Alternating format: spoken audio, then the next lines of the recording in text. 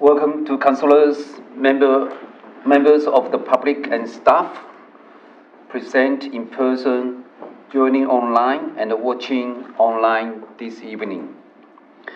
The time being 6:33, I declare the Strategy and Policy Committee meeting open of 12th of May 2026. This meeting will be conducted under the provisions of the Local Government Act 1993 and the Council's adopted Code of Meeting Practice. Specifically, persons in the gallery are advised they may not record the proceedings of meeting of a council or committee without the authority of the council or committee. Mobile phones must be turned to silent so as not to disrupt the meeting. Using mobile phones to record the meeting, whether audio or visual, is not permitted. This meeting is live streamed and a recording will be made available on Council's website to allow the community to follow Council's debates and decisions. Members of the public attending agree to have their image, voice, and personal information, including names and address, recorded and publicly broadcast. Strathfield Council does not accept liability for any defamatory remarks or inappropriate comments that are made during the course of meeting. Any part of the meeting that is held in closed section will not be streamed. Councillors, in accordance with the mandatory provisions of the Model Code of Conduct, I remind you of your obligation that you will faithfully and impartially carry out the functions, powers, authorities, and the discretions vested under the Local Government Act 1993 or any other act to the best of your ability and judgment. Councillors, I would remind you of your obligation to faithfully and impartially carry out the functions, powers, authorities, and the discretions vested under the Local Government Act 1993 or any other act to the best of your ability and judgment, and as chair will call you to order should there be need to do so. I would now like to ask everyone who is able to stand for the moment of reflection. We pray that our deliberations today will be objective and the decisions are impartial and made for the benefit of the whole community. Let's begin by acknowledging the Wango people, the traditional custodians of the land on which this meeting is being held. We pay respect to the elders, past, present, and emerging. Thank you. You can now all assume your seats. Councillors, there's no apologies for tonight. And councillors, there is a request to attend the meeting by audiovisual link has been received from Councillor Pensabini. I move that the Council accept Councillor Pensabini's request to participate in the Strategy and Policy Committee of 12th May 2026 by the way of audio-visual link. Can I have a seconder? I'll second it. Okay, thank you, Councillor Reddy. And now put the motion to the vote. All those in favor, please raise your hand. I declare the motion carried unanimously.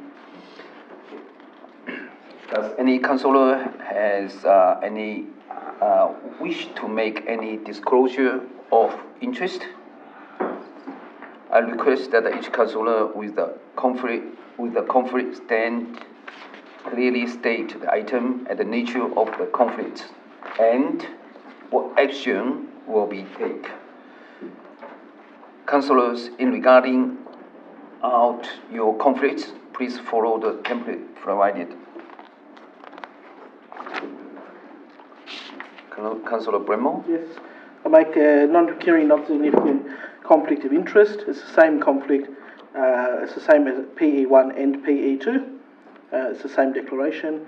I'm employed and work in the town centre in Strathfield, and I know a number of business and property owners in the town centre. I believe my conflict is not pecuniary, not significant. My experience and connection to the community helps me make better decisions for our community and gives me the chance to make a good outcome for our community. So I'll be staying in the meeting. Thank you, Councillor Bremo. Any other? Yes? I am a non-pecuniary and non-significant interest. The same as Matthew, my community hold many shops in Strathfield Town Centre, but I don't know them individually well. That's my community. And also PE3, Homebush Transport Oriented Development Community Infrastructure. I'm living at the moment there and that area. So, but maybe I'll have to leave. Okay, so it's non-significant, non-pecuniary. Maybe or have to. Have to what? Maybe she's seeking advice. Thinking about it. Will you leave or will you stay?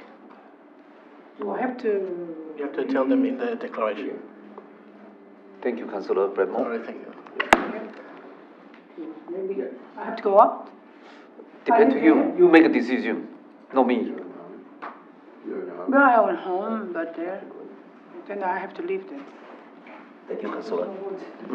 Councillor Barty? Thank you, Mr. Mayor. On PE3 as well, like Councillor Kim, I own and live in a property in the Todd area, so I will leave because of a pecuniary and non-significant interest. Thank you. Councillor Northworthy? I live but don't own in the area of PE3, so I have significant non-pecuniary interests. Guess I'll leave. But it's better safe than sorry. In that case, we have enough quorum? Yeah, good enough. Yeah. So now who can decide? Yeah, four. No, I'm very far away. In the thing. It's a big area. I declare. It should be told, right?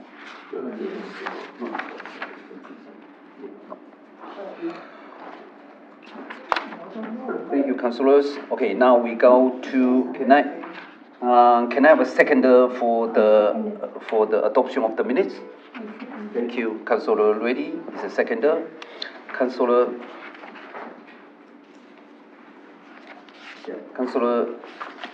does anyone wish to speak for or against the motion? If not, I'll just maybe ask a question. In the minutes, and apologies for not having reflected on this until now, but are we adopting minutes that reflect what we agreed at the last council meeting, or are they minutes reflected as per the previous strategy committee, noting that we had made alterations to what was said, what we agreed was said in the last meeting? If I could ask that question. thank you, Councillor. Mr. Mayor, so the minutes you're looking at are the minutes of the last Strategy and Policy Committee meeting. They stand in their own right as minutes of that meeting because it's a correct record of what was recorded at the meeting. Councillors have agreed to revisit that recommendation, so that will be a separate matter tonight, so those minutes can be adopted as a record of that meeting, and then they'll be changed through that process we've got tonight on PE1. Okay, thank you. All right, councillors, I now put the motion to the vote. All those in favour, please raise your hand. I think we're waiting for clarification. Yeah, just a question again, through the chair. Does that mean that if councillors who attend the meeting believe that the record in the minutes is not accurate, there's nothing we can do to correct the record? Met. So the record as it was stands, the minutes that are in there are the actual approved resolution recommendation that was listed and all councillors voted on. So the consideration that may not have reflected accurately what you wanted, which was then considered at council and has been returned for further examination, doesn't mean that the list that was approved and voted on was incorrect. What you are now doing is correcting the matter before it becomes a resolution of council. So it's just a recommendation to council at this stage, which has been returned, but that was still what was actually approved by councillors as a recommendation at the point in time. Thank you, councillors. You can have one more question. Through the chair, just to clarify though, I think, well, I acknowledge that the recommendations were agreed upon by the councillors in the meeting, but I think the question we brought up at the last council meeting in reflection of those minutes was the way it was worded was not necessarily accurate. Forgive me if I'm wrong, but it was something to do with the way in which the resolution was identified in the minutes. So this being the ideas of councillors rather than this being the ideas of or recommendations of council. I forget exactly what it was, but I think that minutiae can be important at times. So my question is more to do with that rather than what was agreed upon in the broader motion, if that makes sense. Just ensuring wording is an accurate reflection. Thank you. You can respond. Thank you. So from that perspective, the purpose of then not passing that recommendation through as a resolution allows you to correct what you believe has been misinterpreted.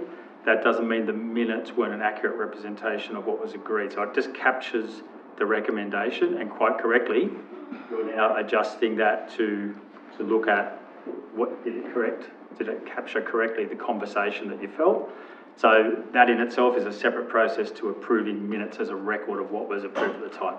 So if someone were to look at the recording of the meeting, they would see exactly what was captured there at that time and the process of council looking at it, considering it and voting upon it at the time. Now it's the time to correct that, and there'll be a separate record of this discussion tonight and then further action from there. Thank you.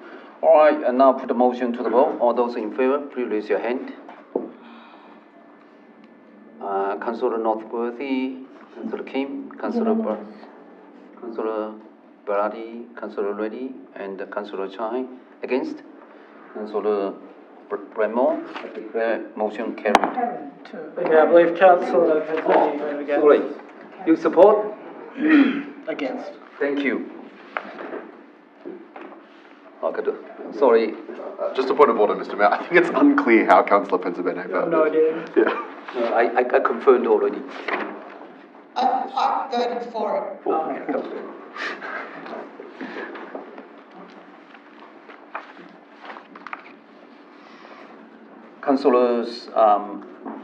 Councillors, you are reminded that the Strategy and Policy Committee terms of reference allow for the discussion of each matter prior to debate and voting on the recommendations for the matter. I'll introduce each item, invite the relevant staff officer to present any supplementary information, and then provide an opportunity for councillors to ask any questions. Councillors, we have our first report, PE1.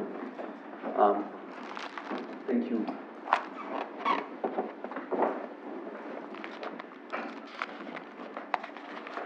Thank you, Mr. Mayor. Councillors, there was a report PE1 in this meeting that you would have seen. Just a bit of background to Rita provided an update on the Strathfield Town Centre Master Plan project. And at that meeting, I think she spent 2.25 hours up here chatting to you and having a discussion with you all and to try and get your feedback on that. As Graham has already suggested, there is a little bit of a concern from council that some of those items weren't necessarily captured the way that we thought they had been captured, and thus we've brought those back for your consideration today. I did send an email out requesting, if councillors would like to provide any updates prior to this meeting. Councillor Blackmore has provided some of those, and I would suggest we these two options. He has provided them on the screen, and I could provide, we can provide time for you to review those on your own. Or I can go one by one, and we could get consensus on each one and then move on to the next one and on to the next one. The idea is to make sure that we capture what was spoken about. And I know there were 31 of them previously, and I think with the amendments through Mr. Mayor to Councillor Blackmore, I think there's about 34. Yes. Sorry, just a question through the Mayor. Is your suggestion to go through each of those 31 or just the additional ones? I would suggest, because of the nature of the changes, that we put them on the screen so you can see what those changes are, and either we can go through one by one and say, yes, let's leave it, let's take it out, and that's up to councillors, that's not my decision. Or we can put it on the screen, you can review it and spend some time. It's up to you, councillors, Mr. Mayor, how you would like to run it. One by one. Yeah, go one by one. One by one? Yeah. All right. Mr. Mayor, we'll just put them on the screen before you. And I think I'll read it, councillors, and I'll leave it up to you to decide if you keep it in or out. The way Councillor Blackmore has done the amendments, red is what's been added, and then obviously a line through it is what has been removed from each one. So the first one, Strathfield Station, make entry between the existing eastern and western ramps because this area is a dead space.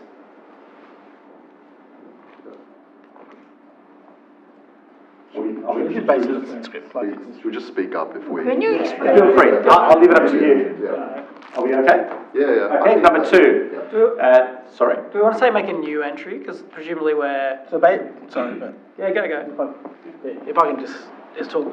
Basically, gone through a transcript of the meeting to get an accurate reflection of what was actually said.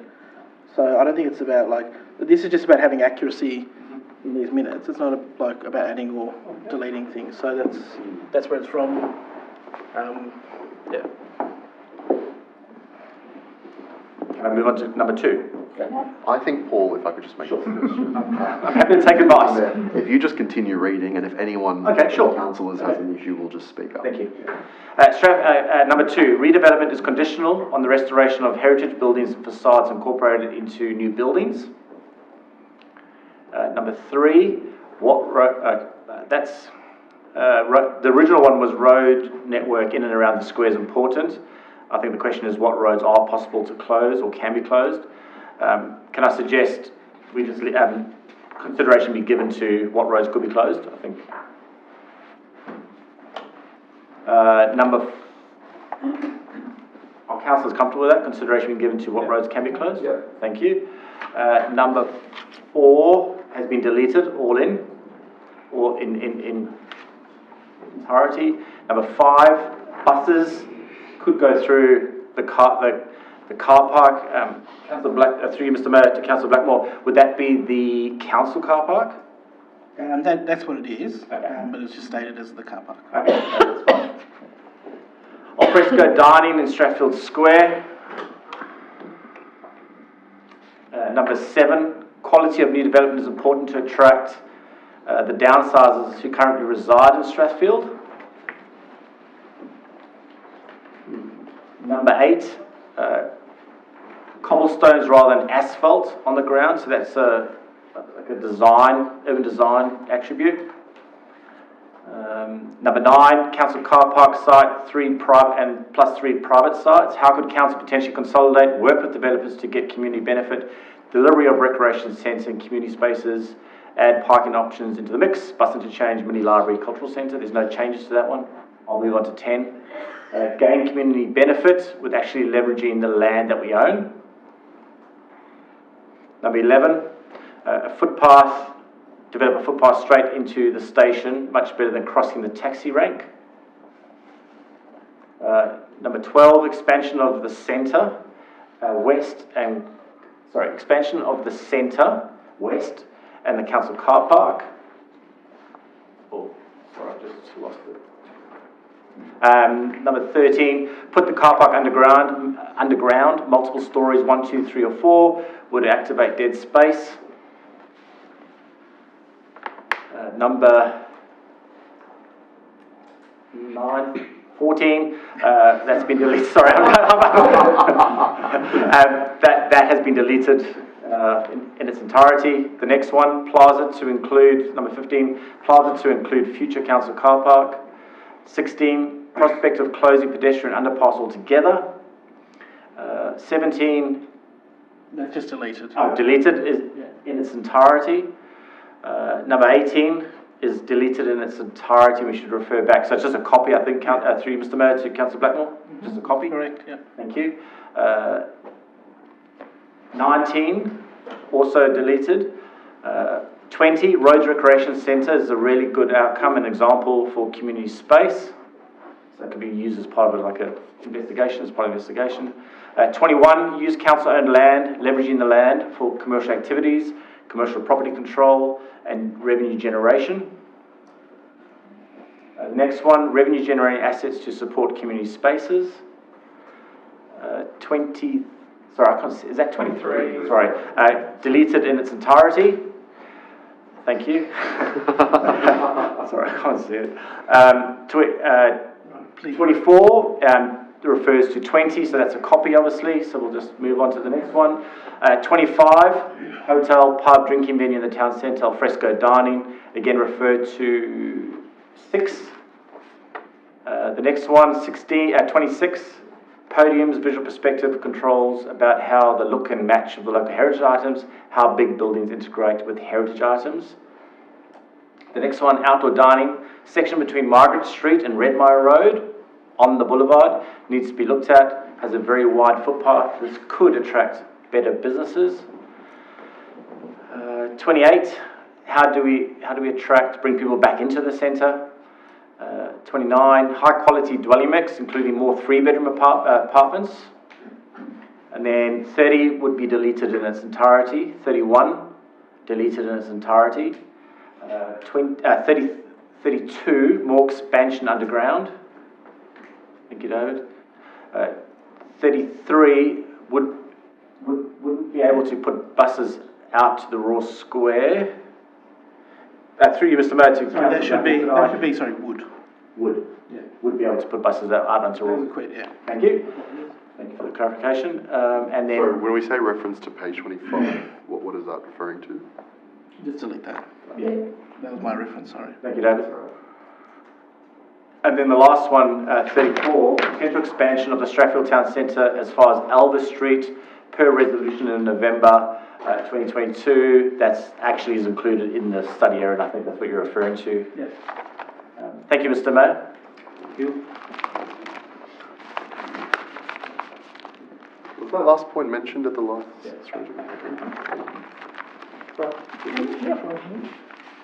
Can you stand up while you make all these motions? Can you explain, stand up? Yes, I did explain at the start. So basically, this is a set of minutes.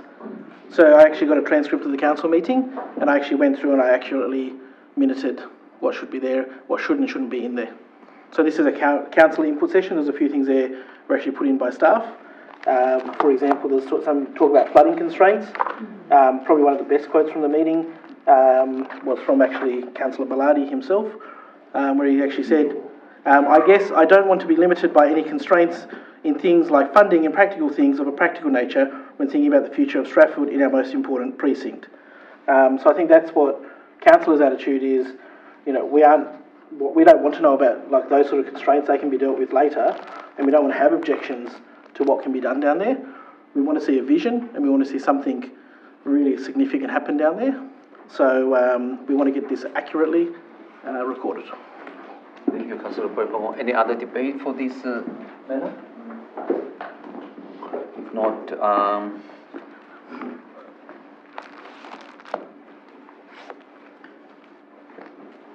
councillors, we have an official recommendation for this report. Do I have a seconder? Seconded. Seconded by, I'll move it, and seconded by Councillor Reddy. I now put the motion to the vote. All those in favour, please raise your hand. I declare motion carried unanimously. Okay. Unanimously. Declare motion carried unanimously. Put your hands up if you. Okay, we are going to the PE2. Councillors, we have two guests at this evening's meeting to speak to this item. Please welcome Mr. Scott Davies of Hustle Studio and Mr. Peter Burnett of the Noble Shore. Thank you. Thank you, Mr. Mayor. Good evening, councillors. Just before I introduce Peter and Scott, just recapping. So this presentation tonight is in accordance with Council's resolution and the committee's resolution last month.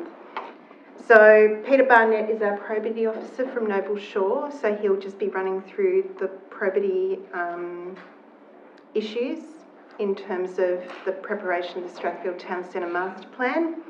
And then we've got Scott Davies from Hassel Studio, who's our consultant, our main consultant on the project with respect to the preparation of the draft Strathfield Town Centre Master Plan. So in terms of tonight, what Scott will be presenting is the work that has been done to date on the draft Strathfield Town Centre Master Plan.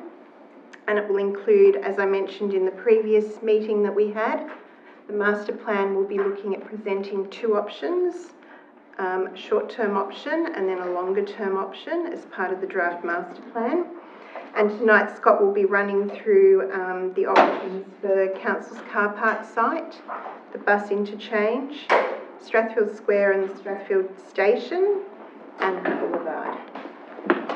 So I will hand over to Peter just to run through the probity considerations in relation to the master plan. Thank you, Peter. Thanks, Rita. So good evening, everyone. I've been part of the journey with the master plan since late 2023 when it was in planning stages, and I've been observing meetings, providing advice along the way in connection with probity issues. So what does that mean? Well, it means that we're looking at some probity fundamentals that have been articulated by the New South Wales Government, accountability, transparency, fairness and impartiality, conflicts of interest and their effective management of confidentiality and the pursuit of value for money. And so effectively I've been looking at the process as it's been going, attending steering committee meetings, providing advice when requested to make sure that those principles have been embedded within the process all along the way. Those principles have been exhibited all along the way. So there are a couple of key things that I'd highlight that are particular issues from a probity perspective, and they are accountability and conflict of interest management. And it's not to say that the other principles aren't relevant, but those are of particular interest in this particular project.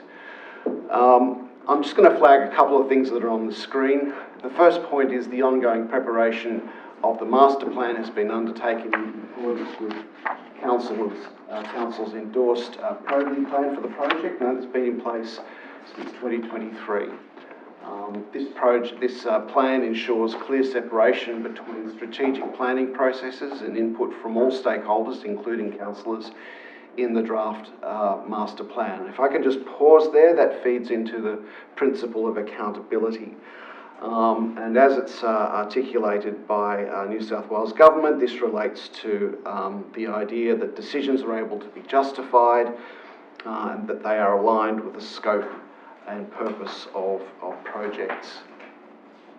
So the other issue that I flagged a moment ago was conflict of interest management, and I noted before that there were declarations made at the beginning of the meeting. As I'm aware, that happens on all occasions. But if I can just draw your attention to specific conflicts of interest as well as general interests that are flagged, and just ask everyone to be mindful, everyone sitting at the table here, to be mindful of specific conflicts of interest that they may have, and also perceptions of conflicts of interest. So a perceived conflict of interest can be as problematic and as damaging as an actual conflict of interest. So when we talk about conflicts of interest, we're talking about a clash between someone's official duties and their private interests. And in addition to general interests, there are also specific issues, be they personal relationships, be they business or pecuniary interests. And these things must be declared in order for a process to have integrity. Now, the process we're talking about here is the master plan. For that process, for that plan to have integrity, conflicts of interest must be declared by all decision makers and all people in advisory roles that have been part of that project. As I said, a conflict is a clash between personal interests and public duties. And a perception of a conflict of interest is just that. It's where someone can form a reasonable perception that someone has a conflict. We're not always good judges of our own conflicts of interest. And so that's why it's always important to reach out to someone else, the appointed person in council, to actually talk about a possible conflict of interest. Thank you very much, and I will leave it there. Thank you, Peter. Councillors, now I'll introduce Scott Davies, and he'll run you through the presentation tonight. Thank you, Scott. Thank you, councillors. Thank you for having me this evening. I'm pleased to be here to talk to you about the Town Centre Master Plan. What we'll work through with you this evening is the brief introduction that you've been through. We'll touch on what we've heard and certainly the approach to the discussion at the previous committee meeting was really helpful. And we'll just touch on some constraints and challenges, particularly around questions relating to the bus interchange. And then go into the master plan opportunities as they relate to the council's car park site, the bus interchange, Station Square, and the boulevard. And it's worth noting that what the master plan is also considering is changes to the planning framework. We're not addressing that this evening. We can do that at a later time. We can have time for questions and discussion, but I guess we can work that through as we go to each item through the presentation as well. So the Strathfield Town Centre Master Plan is being developed to provide a shared strategic framework for managing growth in the centre. It's intended to guide future development, be that in terms of private development or development through the public realm, inform planning and investment decisions, and support the town centre's role as a vibrant, accessible and inclusive destination for the community. With that in mind, there were what we perceived last time were 4 key themes, and certainly keen to get your input into that as well, around the public realm and particular infrastructure within the town centre. So in relation to the council car park, that was what we heard was that was seen as an opportunity within the centre, whatever that might be, whether that's through development or through other means of unlocking infrastructure in the town centre. Consider development within the adjacent 3 lots that front onto Strathfield Square, around that as well, and potentially consider its use as part of the bus interchange or the network of buses moving through the centre. Around Strathfield Square, we heard a need to improve the relationship to the train station, particularly its entry. Consider relocating the taxi rank around that as well. Consider blocking off surrounding streets and expanding the square, and certainly improving lighting and safety and quality, overall quality of the square. Around the bus interchange, what we heard was improvements to it are critical for the success of the town centre. Can it be located elsewhere from its current location? Can it go to the council car park site? Could it go to Raw Square, or could it be put underground even as well? And with regard to the boulevard, we heard opportunities to green it, make it more beautiful, make it shadier, make it more pedestrian friendly. offer opportunities for more alfresco and seating areas, and that may extend into other parts of the centre as well, and improve connections to Strathfield Square to help businesses increase their trade as well. So just working through some project challenges. Key considerations for us are things like flooding through the town centre. You'd be aware of the constraints, particularly in relation to Raw Square, but we do have stormwater flow through the boulevard along Albert Road and Churchill Avenue to consider as well as other parts around the town centre. We really need to consider the characteristics of the existing road network, be they local roads or state roads that might be running through, such as Raw Square and Redmire Road, and southern parts of the boulevard as well. There's obviously the train station and the rail network itself, the qualities or characteristics of that, how people move through it, to it, and under it at the moment. We need to consider the functionality of the bus interchange and what that means for both Strathfield and also the broader bus network as well.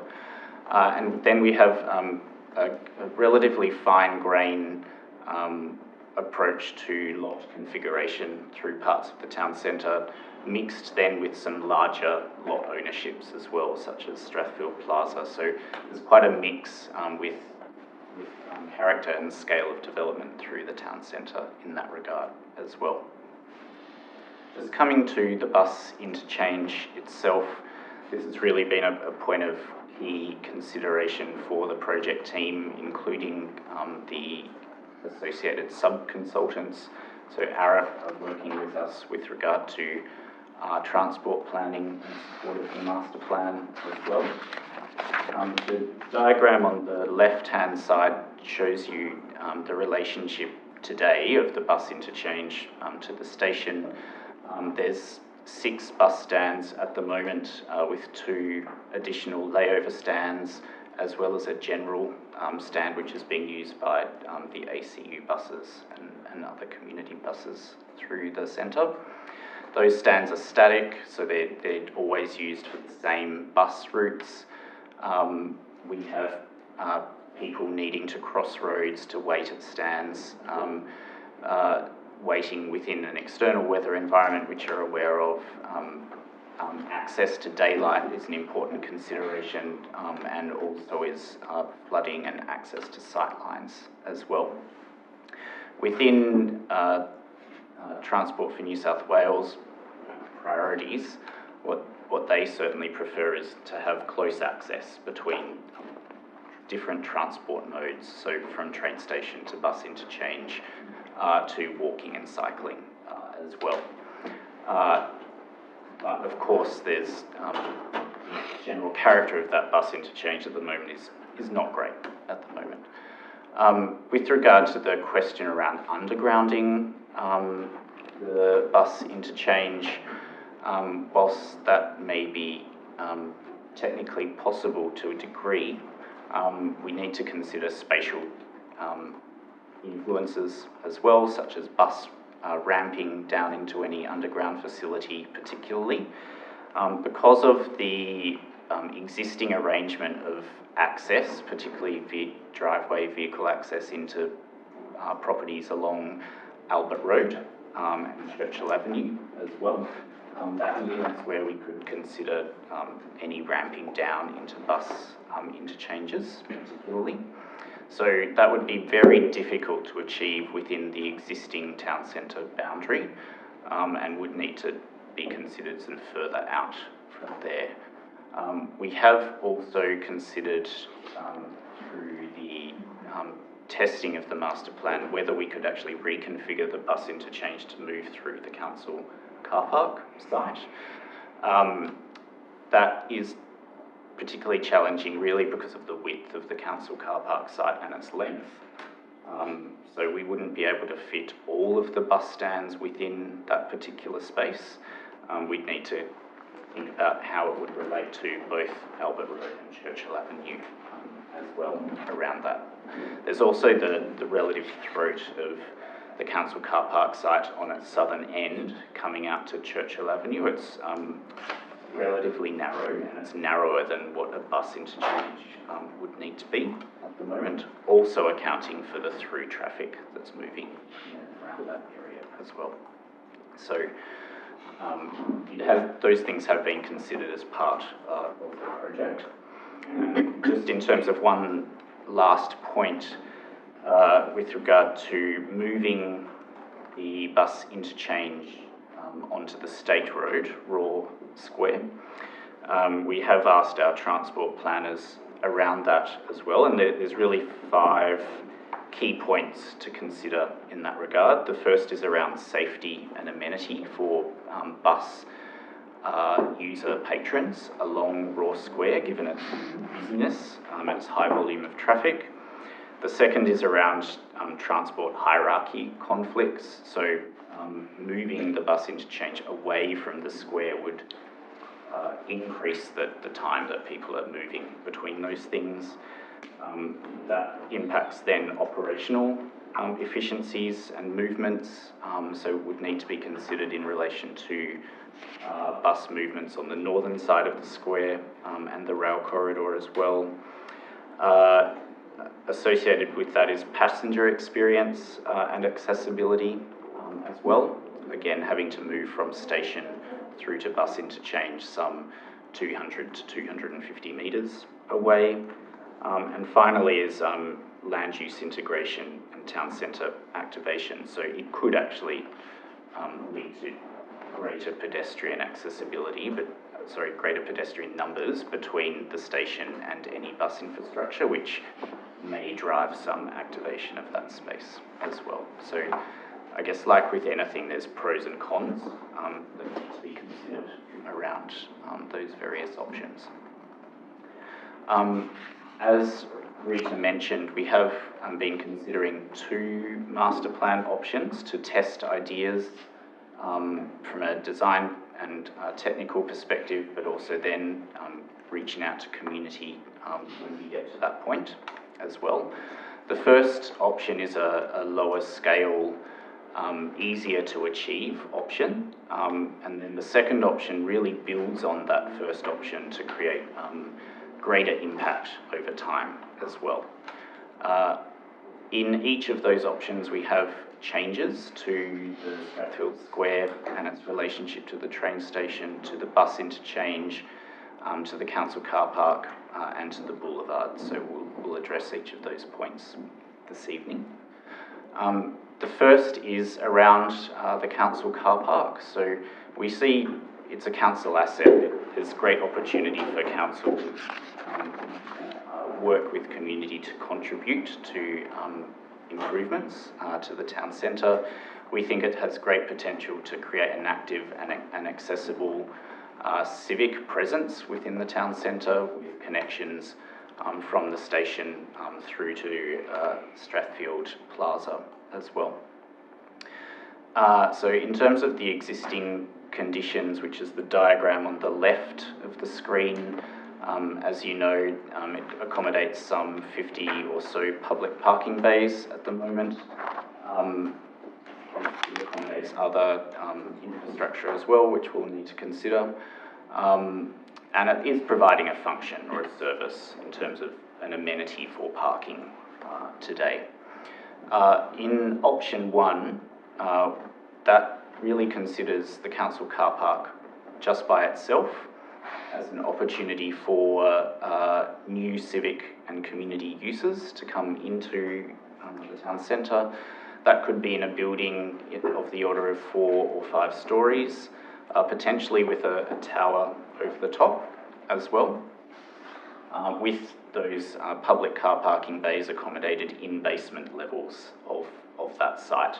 And that would be over around 2 basement levels for the replacement of the council car parking bays, potentially with additional basement levels should there be the need to account for the additional development as well. What we would also see in concert with that is a pedestrian link from Albert Road through to Churchill Square, which people would then be able to cross over Churchill Avenue into Strathfield Plaza at that entry point as well. So increasing permeability and accessibility from the station to major anchor points of the town centre. The second option really builds on that idea to then incorporate the 3 lots immediately adjacent to the square as well. So working with those landowners to achieve a united project outcome. And in that regard, there may be opportunity to actually have that community or civic infrastructure fronting straight onto the square. So it's got a greater presence within the town centre itself, and then mixed uses in and around that as well. So in plan form, so this is looking from above around each of those options. You can see in the diagram on the left, in the purple, that's the over the lower levels of the building, the commercial, civic, community uses. And we've begun testing the potential for whether it's residential or other uses above in tower form. And then on the right-hand side, that approach to having the community infrastructure fronting onto Strathfield Square as well. And in terms of then the configuration of those particular uses, there's opportunity, we think, for library services, for that civic laneway, as I was talking about, potentially for some retail space to help further activate the town centre through cafes or shops or small supermarket spaces. It could even accommodate end-of-trip facilities for the broader town centre, so for any cycling commuters coming into the town centre as well. And then beyond that, sort of broader library facilities, community meeting spaces and meeting rooms. It could be co-working spaces for people to maybe come into the town centre. If they don't want to work from home but don't want to travel into the city, there's opportunity for that. A small community theatre or rooftop community garden as well. So lots of opportunities around that piece of infrastructure. And this is a preliminary visualisation as if you were standing on Churchill Avenue with Strathfield Plaza behind you, looking through that community link to the bus interchange and train station beyond, with the ground plane activated with cafes, shops, restaurants and the like, and the upper uses being those community and civic functions, and then potentially residential above as well. The next opportunity that we're looking at is the bus interchange, and it's obvious to everyone, I think, and it was clear through the earlier community engagement that it needs relifing in some way, and keen to explore that with you. As we've touched on at the moment, with the diagram on the very left of screen, we have one directional split stands at the moment, with pedestrians needing to cross the road from the train station to those island platforms, which are split in and of themselves as well. It's accommodating the 6 bus stands with 2 additional layover stands. It's got poor lighting at the moment, dark canopy shade structures. It doesn't feel super safe as a user of that place right now. That would be at daytime, and at nighttime even more so. In the first option, which is the middle diagram, we're retaining the flow of traffic, so the flow of traffic from Raw Square around Albert Road onto Churchill and back out again, so it's still one way in this scenario.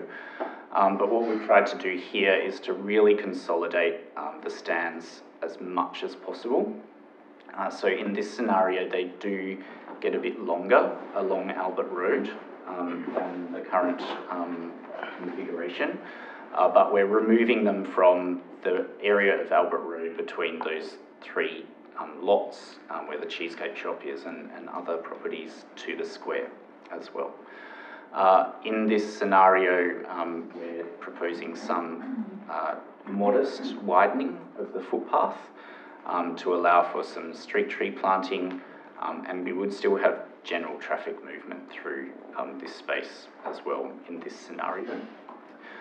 In the second option, sorry, I'll just go back. So also important to consider, because of that one-way transport movement in the first option, we still have an island platform. So it's not getting rid of people having to cross the road to get to a bus platform in the middle of that space as well. In master plan option 2, what we're proposing here is to basically make Albert Road and Churchill Avenue two-way, which would require some upgrades to the traffic intersections at Raw Square. But because in this scenario it's two-way, we can actually put the bus platforms to the footpaths. It's a more traditional street environment. People don't have to wait in the middle of a road corridor for that to occur. And we're still accommodating the 8 bus stands that we have there as well. Because we're moving, or we're taking space out of that central road corridor and putting the bus stands to the side, there's greater opportunity for footpath widening in this scenario. So we can get some better tree planting opportunities or activation of the footpath with seating or alfresco areas and the like as well. Of course, any of these options will need to engage with Sydney Buses and Transport for New South Wales quite closely as well. The preliminary engagement that we've undertaken is that it's recognised that work needs to be done here, and then it's up to Strathfield Council to posit that opportunity to the state as well. So this is in plan form. I probably don't need to go through that in great detail for you, but you can see the consolidation in the blue there, that they're the bus stands. We have then the various arrangement approaches to the road. I think what this does offer in terms of consolidation of the bus stands in that proposed location is much better relationship between the square and the potential council car park and the 3 lots immediately to the east of that as well. So certainly public realm upgrades are really necessary to the bus interchange, both in terms of the road environment, the bus stands, the lighting, the incorporation of public art, and relationship between the various modes, including cycling as well. The road pavement upgrades could be stone, they could be any sort of means, cobblestones as was suggested earlier as well. And so again, a preliminary visualisation looking from Albert Road back towards the square. In this view, the rail corridor is on the left of screen, the community building on the council car park is on the right of screen, and this is showing that second option of the consolidation of the buses into that space as well. Next, we'll move on to Strathfield Square and its relationship to the station. Again, we see there's great opportunity here. This is one of the defining aspects of the town centre. Not many centres in Sydney have a great public space like Strathfield Square offers for the community, and it's a real point of difference for you as well. At the moment, again, many recognise that the accessibility into the station is not great at the moment. We need to move to the sides and down the ramps into the concourse. The underpass below the rail corridor is quite unsafe and unsightly at the moment as well, so we want to address that. And we want the square itself to be an active, welcoming, flexible civic space that you can activate right throughout the day, months and year as well. So, as you'd be aware, the diagram on the left shows the existing conditions. Really the key problem we see is it's ringed by road space at the moment, and we don't think we actually need all of that road space to accommodate the functions of the town centre. So in the first option, the middle diagram there, what we're proposing is we extend the square all the way through to the station entry. We relocate the taxi stands onto Churchill Avenue in front of the Strathfield Plaza. We retain the turnaround on the eastern side, which is the extension of the boulevard. And in option 1, we're retaining the left turn from the boulevard onto that little bit of Churchill Avenue. However, there's a sub-option here. You could actually just take that bit of Churchill Avenue out as well and expand the square all the way to the south. So you would have continuous pedestrian movement from the boulevard all the way through to the station, which in itself would be a huge change, I think, for the town centre. That expands the square in the order of up to 2,400 square metres in area from its 1,600 square metres at the moment, so a significant increase. In option 2, we're looking at also expanding the square to the east, so removing the vehicle turnaround that exists, and we would need to create some shared space or servicing environments to facilitate that, particularly for those businesses that front onto that part of the boulevard. We'd also need to work very closely with Burwood Council, because that part of square then goes into the Burwood Council local government area as well. So there's substantial expansion of the square in that scenario. What we would also seek to do is take away the existing cafe building that sits in the northwest corner of the square, the single-storey cafe building, and offer opportunity for a 1 or potentially 2-storey building that then fronts the boulevard. That could be used for cafe space. It could also be a launch space for any community events, so containing any of the infrastructure to support events and bump in, bump out space and power for events, those sorts of things as well.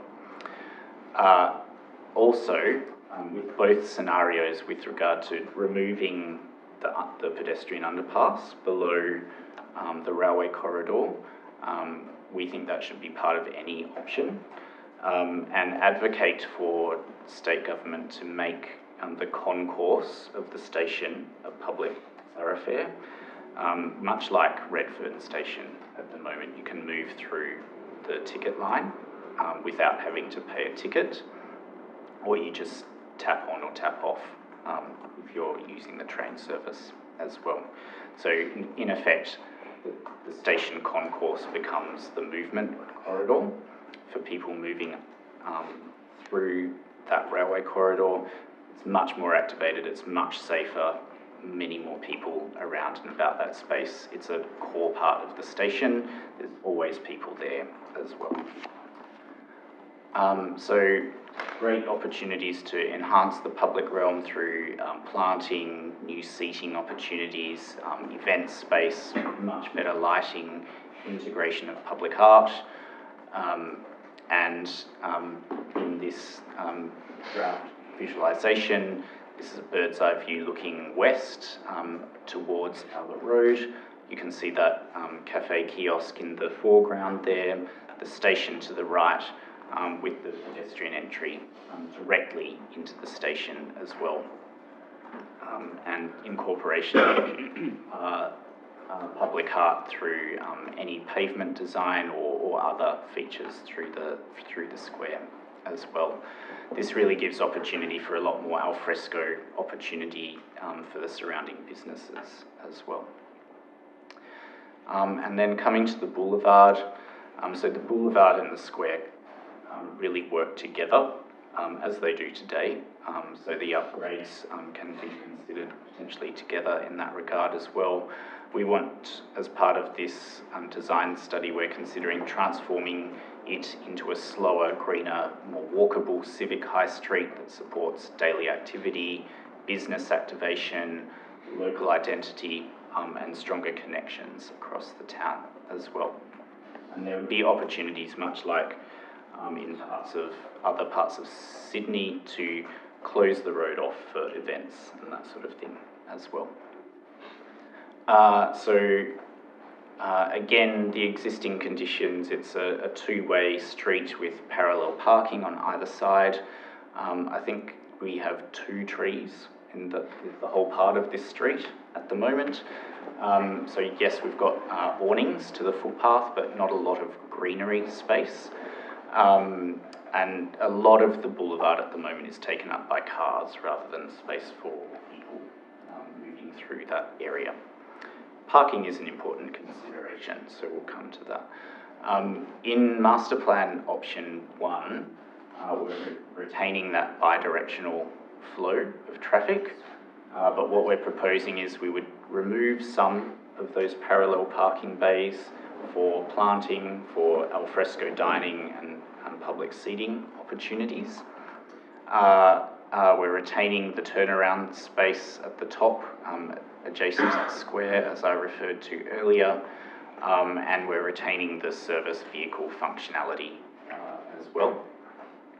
In option 2, we're proposing to make it a one-directional street with the flow of vehicles north from Royal Square and Redmire Road through the boulevard and then turning right into Parnell Street.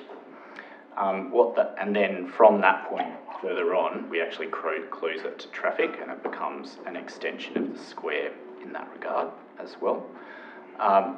In this scenario, to allow for a degree of retention of the car parking, that's consolidated into 45-degree angle parking in 2 blocks.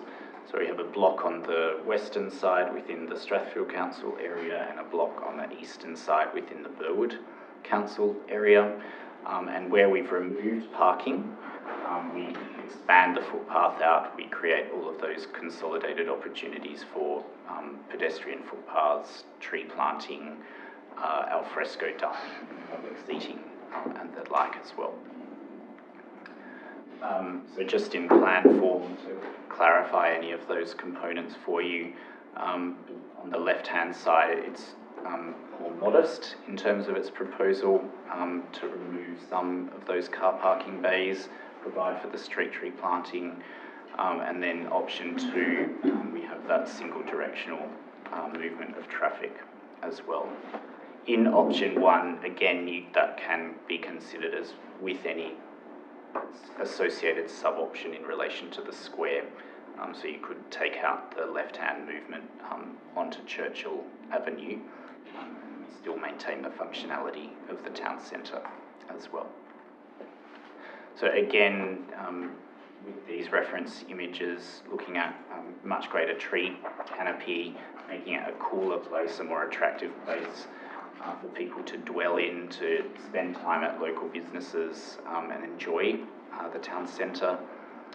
And again, starting to consider how those businesses can spill out onto the boulevard with general activation. And as well, in this visualisation, consider the retention of those heritage buildings onto the boulevard. They're part of a heritage conservation area at the moment, so we would retain those buildings within the master plan, but offer opportunity to develop behind and above as well. And that is the end of the presentation, so I'm happy to take discussion and questions as well. With option 2, I feel like they kind of, the different areas mesh a bit. Does it have to have a 2-way bus interchange? Like, do the other parts of it make that mandatory, or? No, really, the bus interchange could be considered its own project. Okay. So you could take bits and pieces from each of the master plans and bring them together. Just the idea that it's like easier to cross if there's one road, 2 directions. Yeah, you could take, say, put the way bus interchange into Yeah. option 1. So it's an opportunity to mix and match some of those elements. Thanks very much for that. I guess something that stood out to me was the initial commentary around the logistical problems moving the bus interchange to where the council car park is, and sort of circumstantial reasons why that's difficult. But then soon after we saw, as part of the presentation, the consolidation of those problems into council sort of spaces or whatnot. Why can't that be integrated if we can plan for that space? Through the council car park site. Yeah. It's more to do with the length of the council from Churchill Avenue to Albert Road, and the turning requirements to come, so that the swept paths for the buses to then pull into bus bay is one component. The other is the overall width and the relative narrowness of the lot frontage at Churchill Avenue itself. Just going back there, I guess my point is more to do with that entire precinct, including the neighbouring properties, which of course would massively expand that space, but it seems like there are sort of significant plans for the consolidation there of our car park and the neighbouring properties without considering how the bus interchange could incorporate into that. I think maybe if I can clarify, Sure. I'll just go back to... I think it was page 14. Let's go back to the visualisation, perhaps. So this is showing the view on Albert Road over the bus interchange towards the square. Yeah. And so the community council car park site is immediately to the right of the screen, and then the sort of the building that's in the near to the background is then those 3 lots fronting Strathfield Square. If you were to sort of mix some of those together, so having parts of the bus interchange move through the council car park site, we wouldn't be able to fit all of the existing bus stands within that space and have development opportunity as well. It would we'd then need to go to a sort of a mixed mode environment where we have some on street, some within the council car park site, and then Churchill Avenue itself is quite constrained because we've got the loading dock to the shopping centre, the vehicle entries into the adjacent sites as well. So there's not actually a lot of space within Churchill Avenue to provide bus stands. The opportunities are this part of Albert Road, really, I think, so we have weighed up those options. I think, bus interchanges are always a really difficult thing within town centres. They're busy, they've got big vehicles moving through them, they need to be safe at all times of the day, and need to offer opportunity for people to cross that environment where it's safe to do so as well. So this was considered the best of those options if we had to, because a key requirement from Transport for New South Wales is not to reduce the number of stands or the service capacity of the bus interchange, and indeed with population increase associated with the Homebush Todd and generally within the area, it may be that more bus routes actually end up coming through Strathfield in the future as well. We don't know that for sure, but that's something to consider as well. Just on that, just on the same topic, wouldn't you think then there would be consideration? There is a unit building there which is only 10 or 12 stories next to our car park. So, if we got people, we've obviously, this has taken such a long time that there's people just bypassing the council now, going for HDAs, and there's applications, apparently another one out coming in as well, we've been advised. So if that's only 10, 11, 12 stories, wouldn't it then be a consideration to look at consolidation of like that smaller property as well as the other properties to actually fit a bus interchange underneath some sort of future development there? Well, the likelihood of redevelopment of, if I can go to a plan view for you. Beg your pardon. So, yes, we've got an existing apartment building immediately to the west of the council car park site at a lowest, sort of about 10 to 12 stories, and then the bigger apartment that sits behind, fronting onto Albert Road as well. The nature of that development being residential, being strated, and being of a relatively large scale, we think means that it's unlikely that there would be a trigger for any redevelopment of that in the life of this master plan.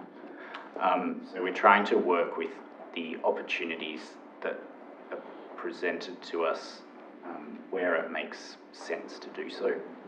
My understanding, and council can correct me if I'm wrong, but I'm sure they have the information that building is still owned by majority one owner. Which one's that? Sorry, 12. The 12-storey residential apartment shop fronts. That's my understanding. I'm sure council would have that information. I just think, and I actually, I was, very, very excited when Hassel was awarded this project, and I've seen a lot of the work that Hassel's done, and really, really rate what you guys have done elsewhere. I just feel like this is with this what we've seen now, and this is the first time obviously we've seen anything. We've been told this was nothing was prepared until it was about 4 weeks ago. We're told there's no drawings, there's no pictures, there's nothing for us to see. So it just seems to me like if you're from what I was told in the last meeting, that we had no pictures or no plans available or with staff. What it looks to me is that it's just something we want for an easy option, and I highly doubt that this was put together in a matter of 4 weeks. So I just think that it's, just in general, I can't see it's not really a visionary approach if you're looking at maintaining a 12 or a 16-storey building in a town centre where we've got state government, people going straight to state government for, I think, 40, 50 storey, whatever it is, in the town centre.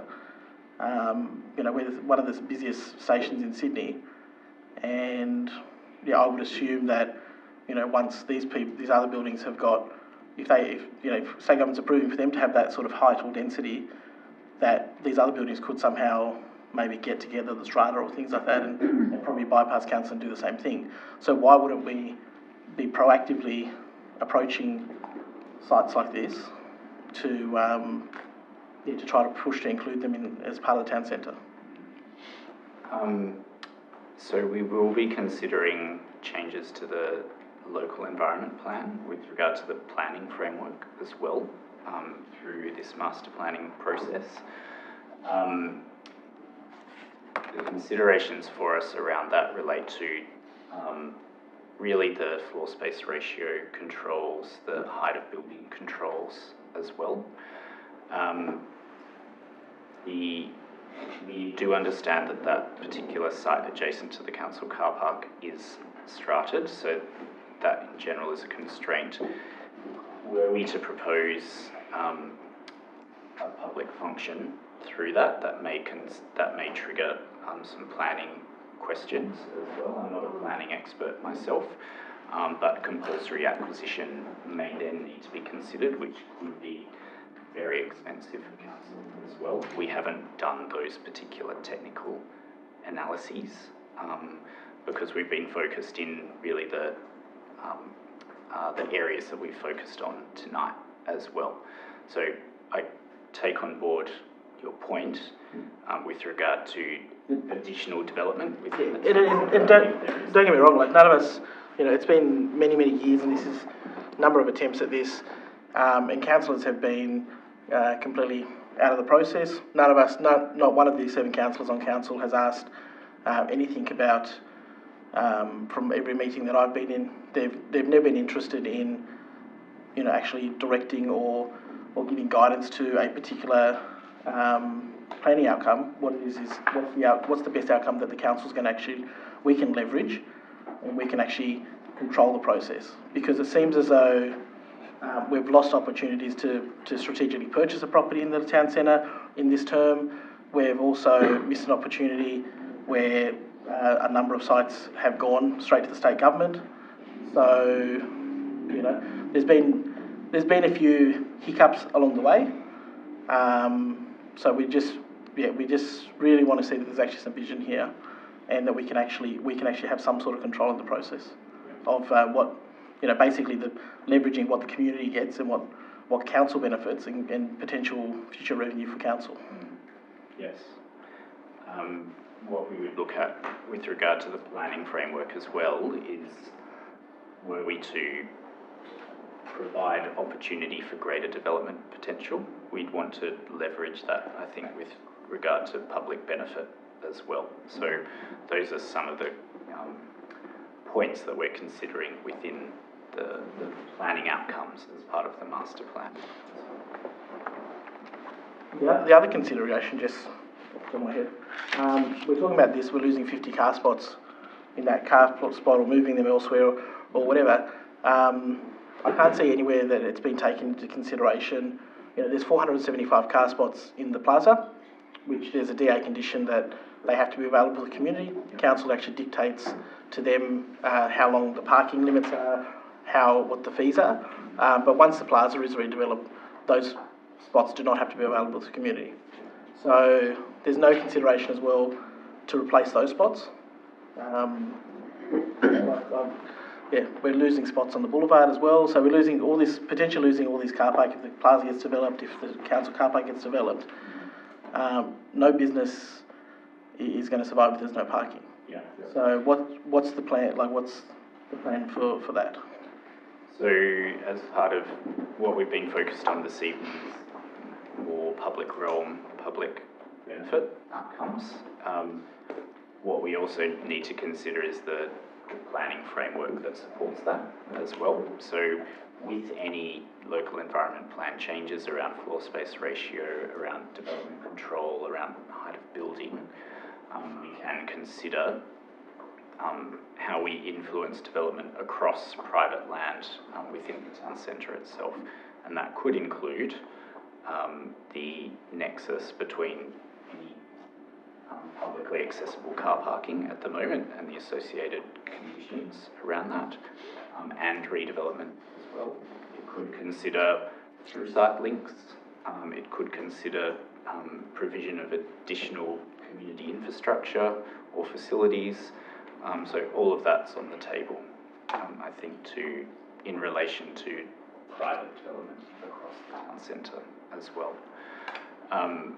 We are considering some of the detail as well around the mix of uses. So the local environment plan currently requires that 35% of a development floor space can be residential. And that's posing some feasibility questions for development in the town centre right now. So that's another aspect that we're considering as well. Yes, any other questions? Yeah, while we're on the bus interchange, is there enough space to stretch it all out on one side? To put it all up against the curb and make a narrower road, or what do you do with it? So if I can just go back to the first one here.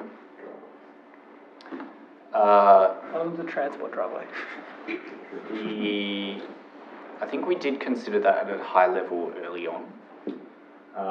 But we just confirming, is your question to do with putting them on the one side, going back towards? Well, either direction, right? Like, maybe if there's one more in front of that car park and then three more behind it, adjacent to the square around the corner. It may be easier if I so you can see in the blue, that's the general space of the bus stands, as they would need. I will say as well that we're sort of pushing some of the limits around the Transport for New South Wales standards for new bus infrastructure, particularly some of the spacing between the buses here. That's a guide, so it's something that can be negotiated through proposals as well. If we were to contain it all on one side, we have the little red dot's not really working, but the lot immediately to the north of the bus interchange, that sort of triangular lot, has a crossover near where the apex of that building's coming out to the street, so that's a fixed point. And so the bus stands would end up sort of extending all the way around and start to then be limited by Churchill Avenue's extension on the southern side of the square as well. So it would be pretty tight. What we also were trying to do in relation to the bus interchange was think about how it works with the square and with the development between Albert Road and Churchill Avenue as well. And so rather than stretching it out, try and consolidate it as much as possible. So again, with all of those sorts of options, there's pros and cons to them. But we felt consolidating it was, on balance, a better approach as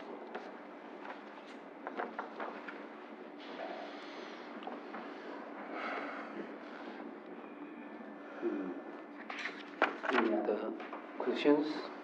So just confirming, you may have just answered this, but just confirming that there can't be placed on the, I guess that's the north side of Albert Road, going back behind the current ones on that side?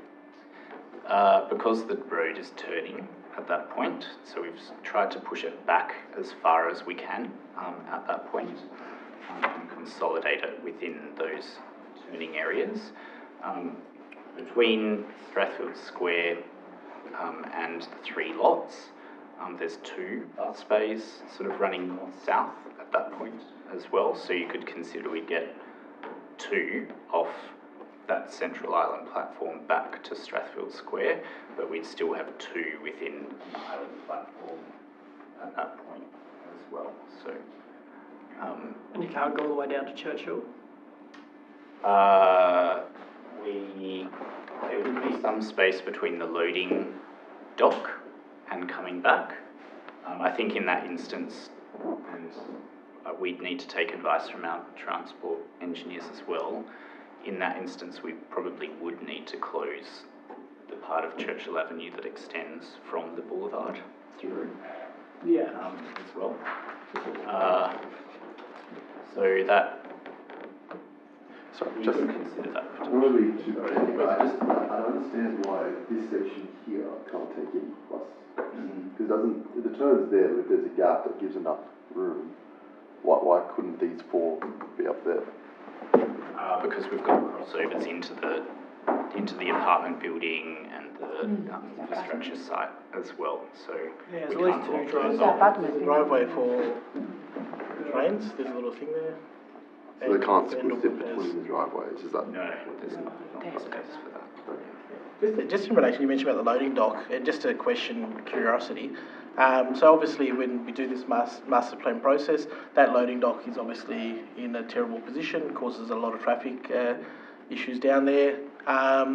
Is that something that in the master plan we can dictate in a future development to say that your loading dock cannot? Yeah, we could include either through getting a bit technical here, but a key site mechanism in the local environment plan or a development control plan requirement for a particular loading and servicing outcome that might leverage then the frontage onto Redmire Road, for example, as well. Yep. I'm really confused. The picture you show us on the surface scale, the building there, is it just fake or real? No, these are concepts, these aren't. So this is sort Imagined. Imagined, I know. imagined, yeah. But imagined, but still, are you going to build this one? No. So, Maybe. which No. one? Because you got the word cafe. 53. Yeah. This is concept to do with the seating, I believe, or the style of the But space. That's Redfern Station. I know, but this is Redmond Station. Are we going to do a small little cafe, the community building for function, our event? Is that a building connecting show like this? No, different. Maybe. Maybe. That's maybe for the cafe, and they're saying the community space is where the car park is in those sites. Community theatre or whatever. So in this view, which is a preliminary impression, this is looking from... This little kiosk, we have it now, no? It's on the other side. No, Yeah, it's so moved. We're proposing that it be relocated and built into a new piece of infrastructure that's contemporary and addresses the square much better. That could incorporate cafe space, it could incorporate some storage space for events. And Left side, there's building there. Will it have toilets? Can I? The building there. What is this one? Oh, look at it. That's Yeah. Baroni Cafe is down the bottom. That's what we're looking at. That's the corner. There's a This is. minor. Hi, Councillor Barati. I just have a sort of question on, I guess, what was just said, sort of the style being contemporary, and I probably may not articulate this very well, but I guess a point that is worth making is that some of the styles in these very preliminary artist impressions, and also in the sort of suggestive pieces that I also put forward from the gallery elsewhere, I would suggest that ultra-modern designs were probably incorporated into the redevelopment that happened in the 2000 Olympics. For example, the bus stations, which were all developed at the time, in preparation for the Olympics. And, we're sort of 30-odd years later and they look gross and they're out of style.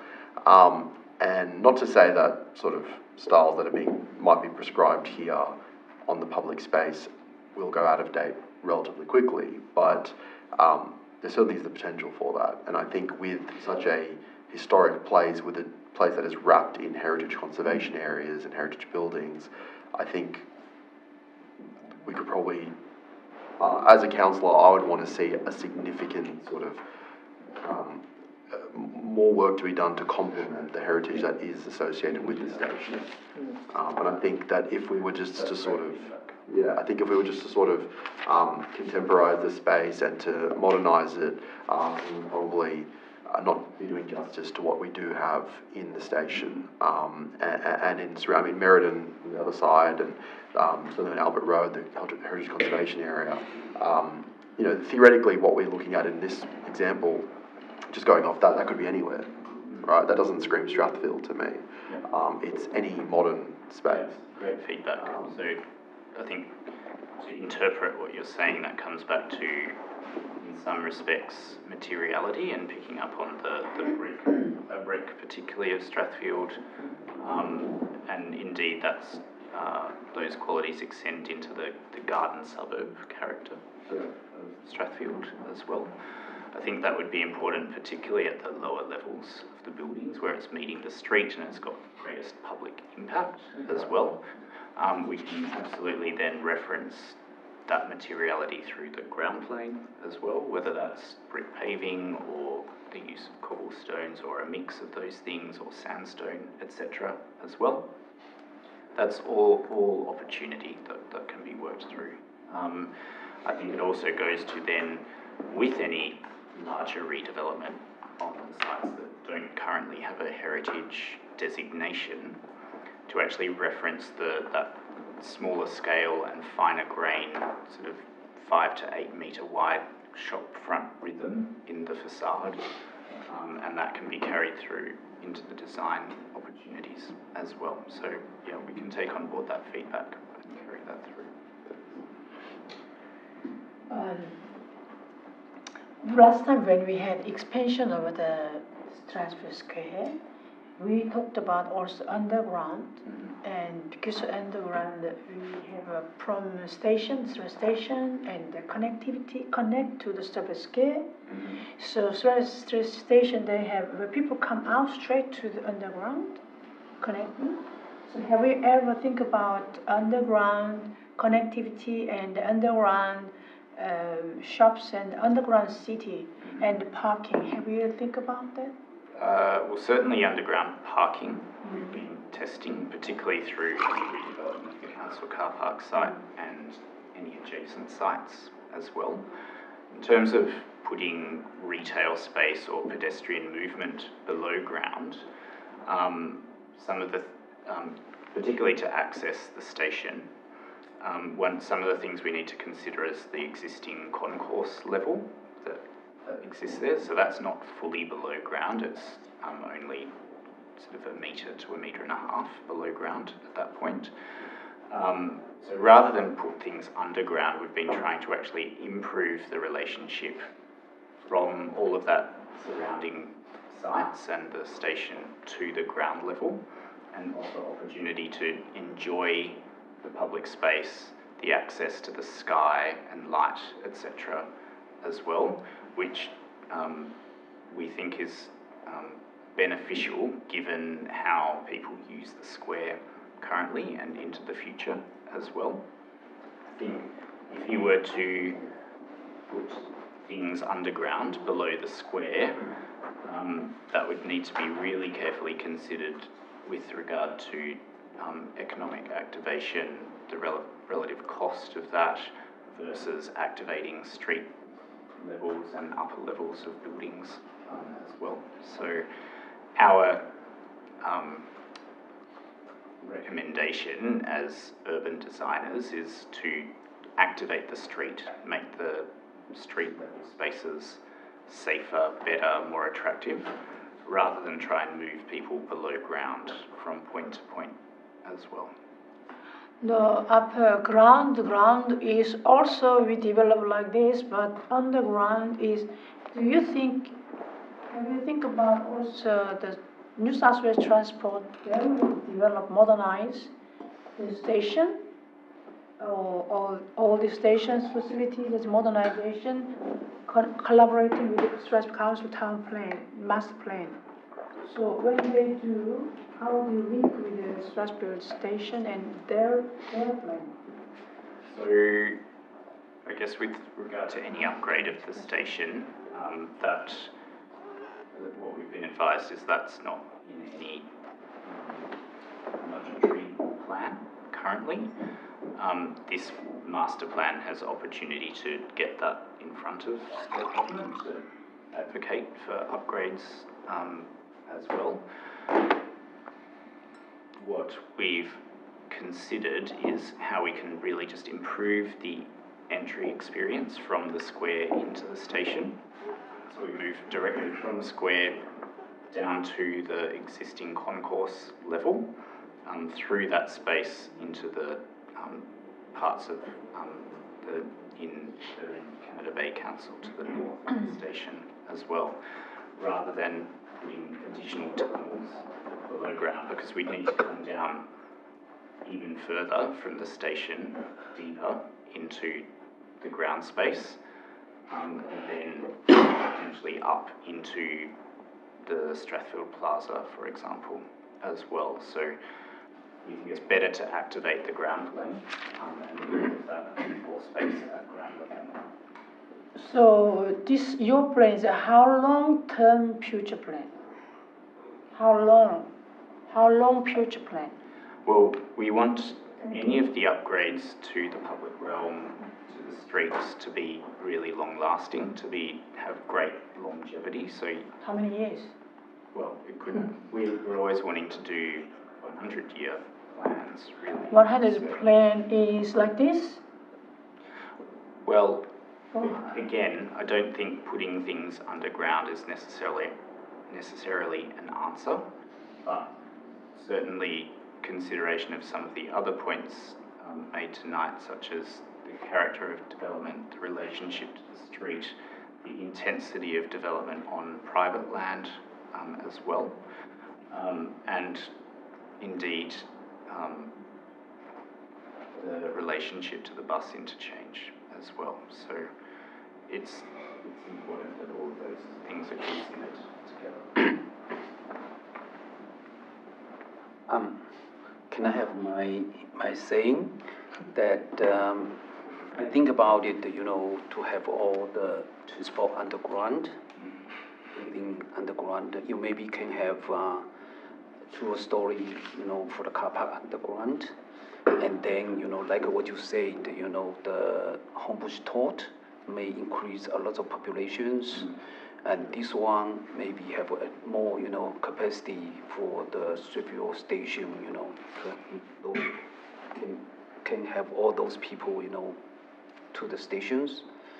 And once, you know, we do something that is, you know, I think on the underground levels, maybe we can have more shops, more leisure space, you know, and there's no congestion of the road.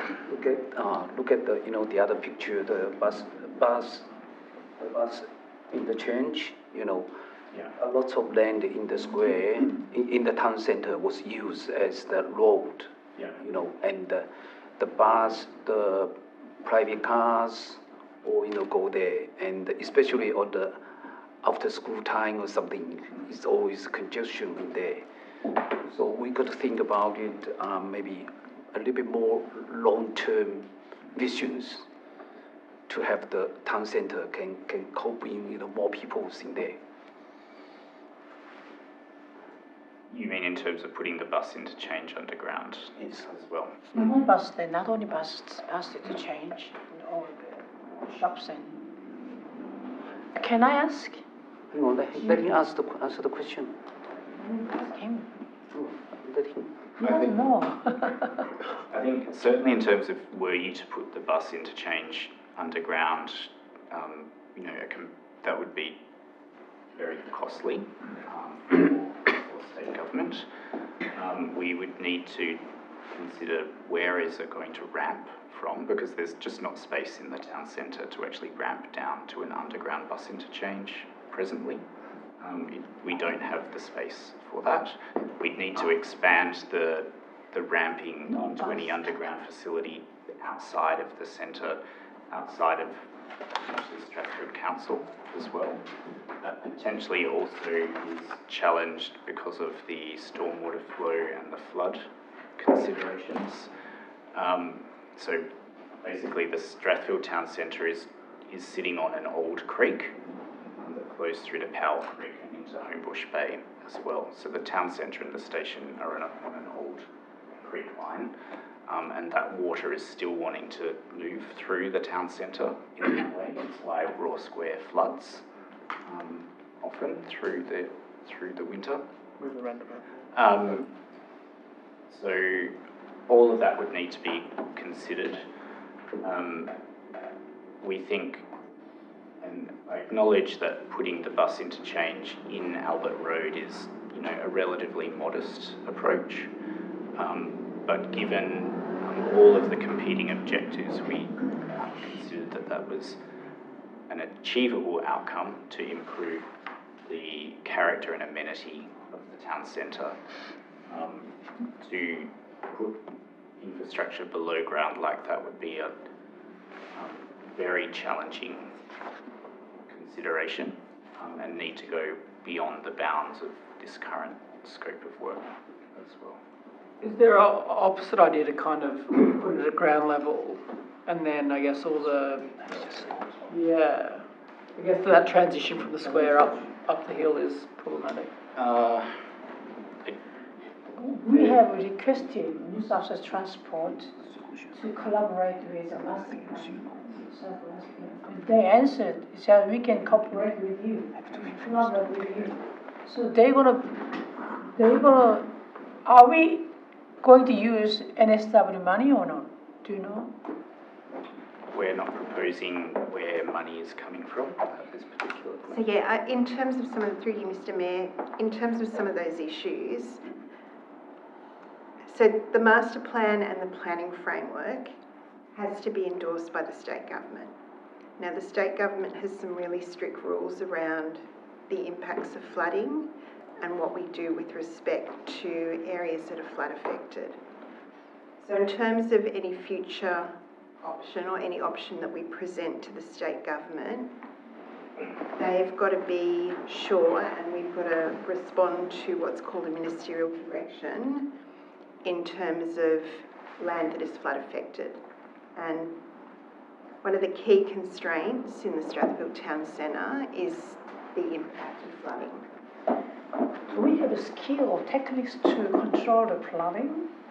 So many countries like Korea, they have a lot of flood and they have all the underground, and we cannot control it. So I think the issue with that, councillor, is the cost, because it won't be council that is funding this infrastructure. It will be funded by the state government, and it's unlikely. They won't pay. Unlikely that they would support undergrounding of the bus interchange. It depends on how you appeal them, because this is a long term, 100 years. The problem is the bus is too long. The bus, I will not make bus. But I'm just saying the bus is a No, bus is up around.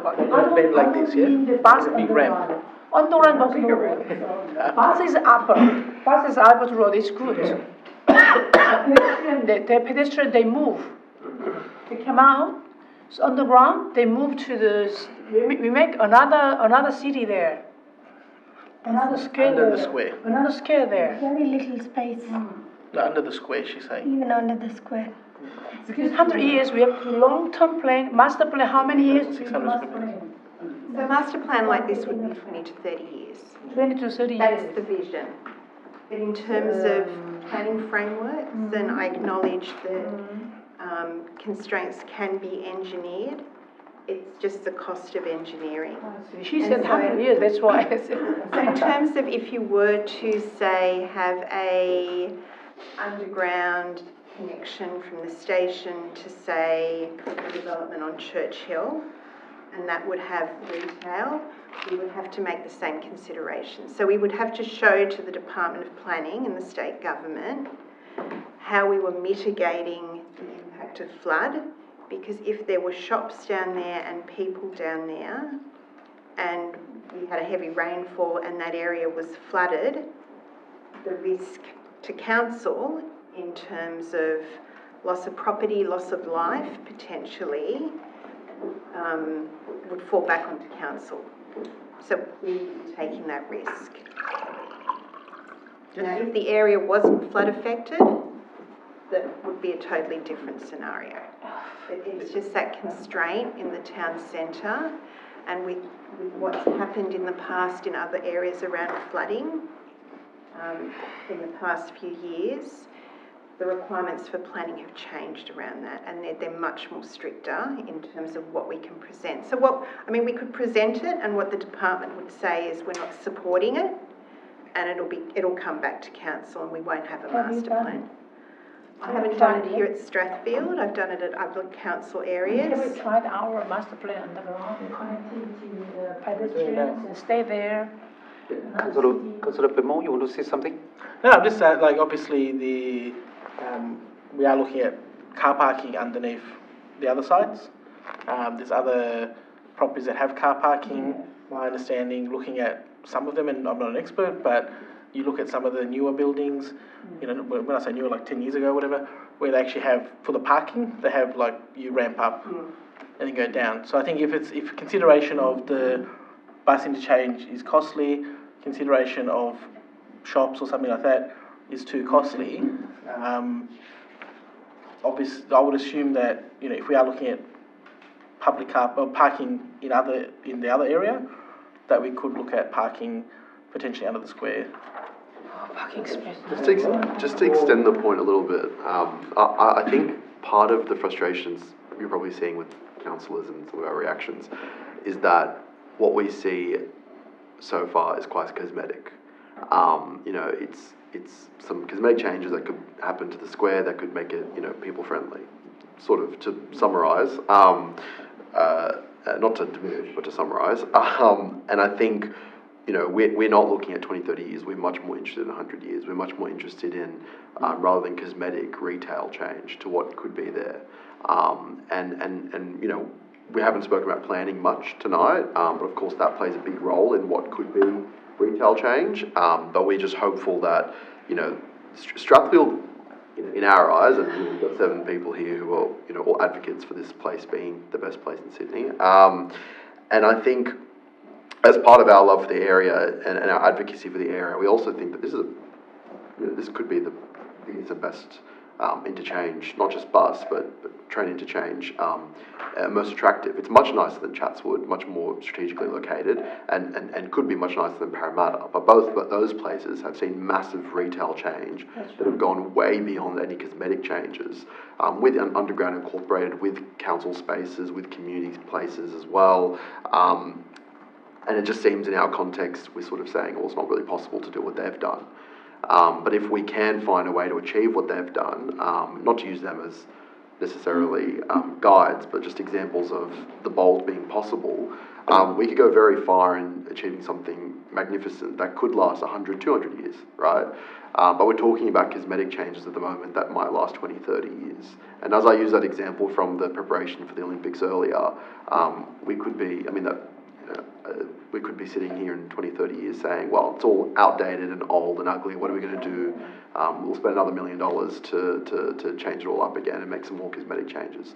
Okay, notwithstanding the planning and whatnot, that, you know, there is stuff that could happen to the plaza and the surrounding buildings, but ultimately we want to see something really grand and exciting rather than, I think, what we're sort of getting at the moment. I think just to touch on what Councillor Blarty said as well, like that square was only updated maybe 12 years ago, and it looks terrible. Yeah. You know, so, but that cost millions upon millions of dollars when they did that. So yeah, it's sort of, we don't want to just tart things up, which is what's happened in the past. I think we should think about it in the much longer terms, you know, how we are going to do with the squares.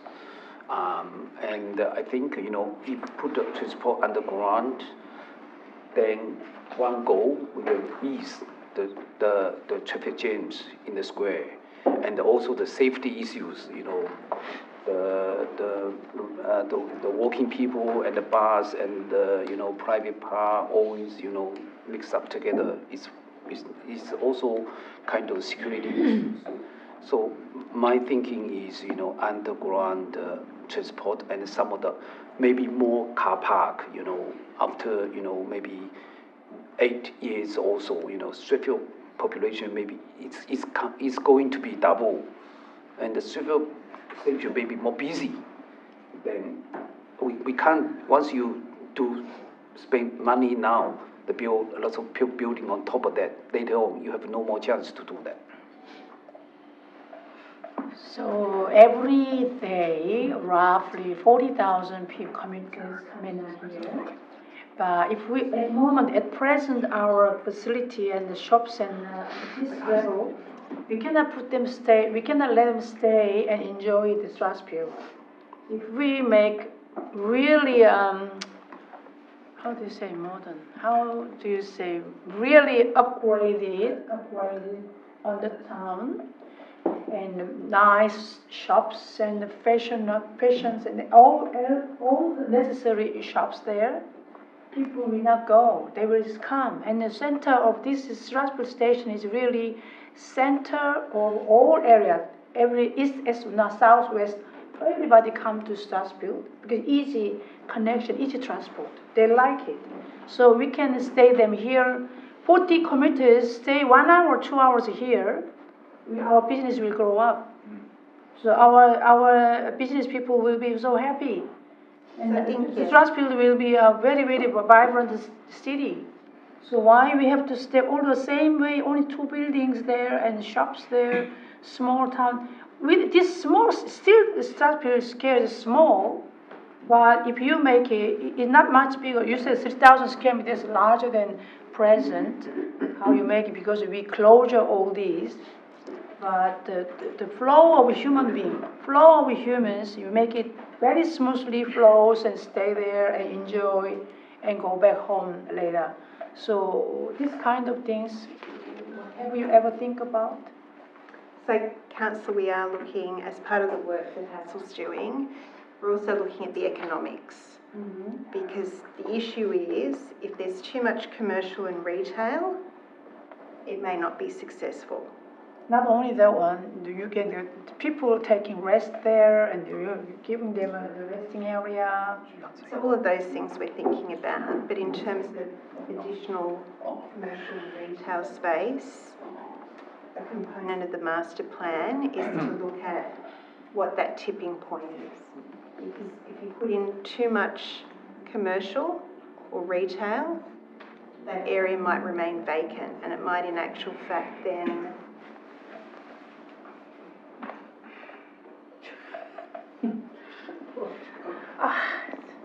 I guess just sort of taking a step back from some of the more specific prescriptions that councillors are interested in, a broad point that might be a bit of a takeaway is that I think councillors are really eager to see the best plan possible given all logistical outcomes might have, might be economically consequential to council or the state government. We'd rather say this is a very expensive long-term project that the state or the council can't afford, but we're going to shelve it and advocate for 10 years to achieve that best outcome rather than achieve in the short term something that is a compromise. I think that's the difficulty of, maybe the extreme positions.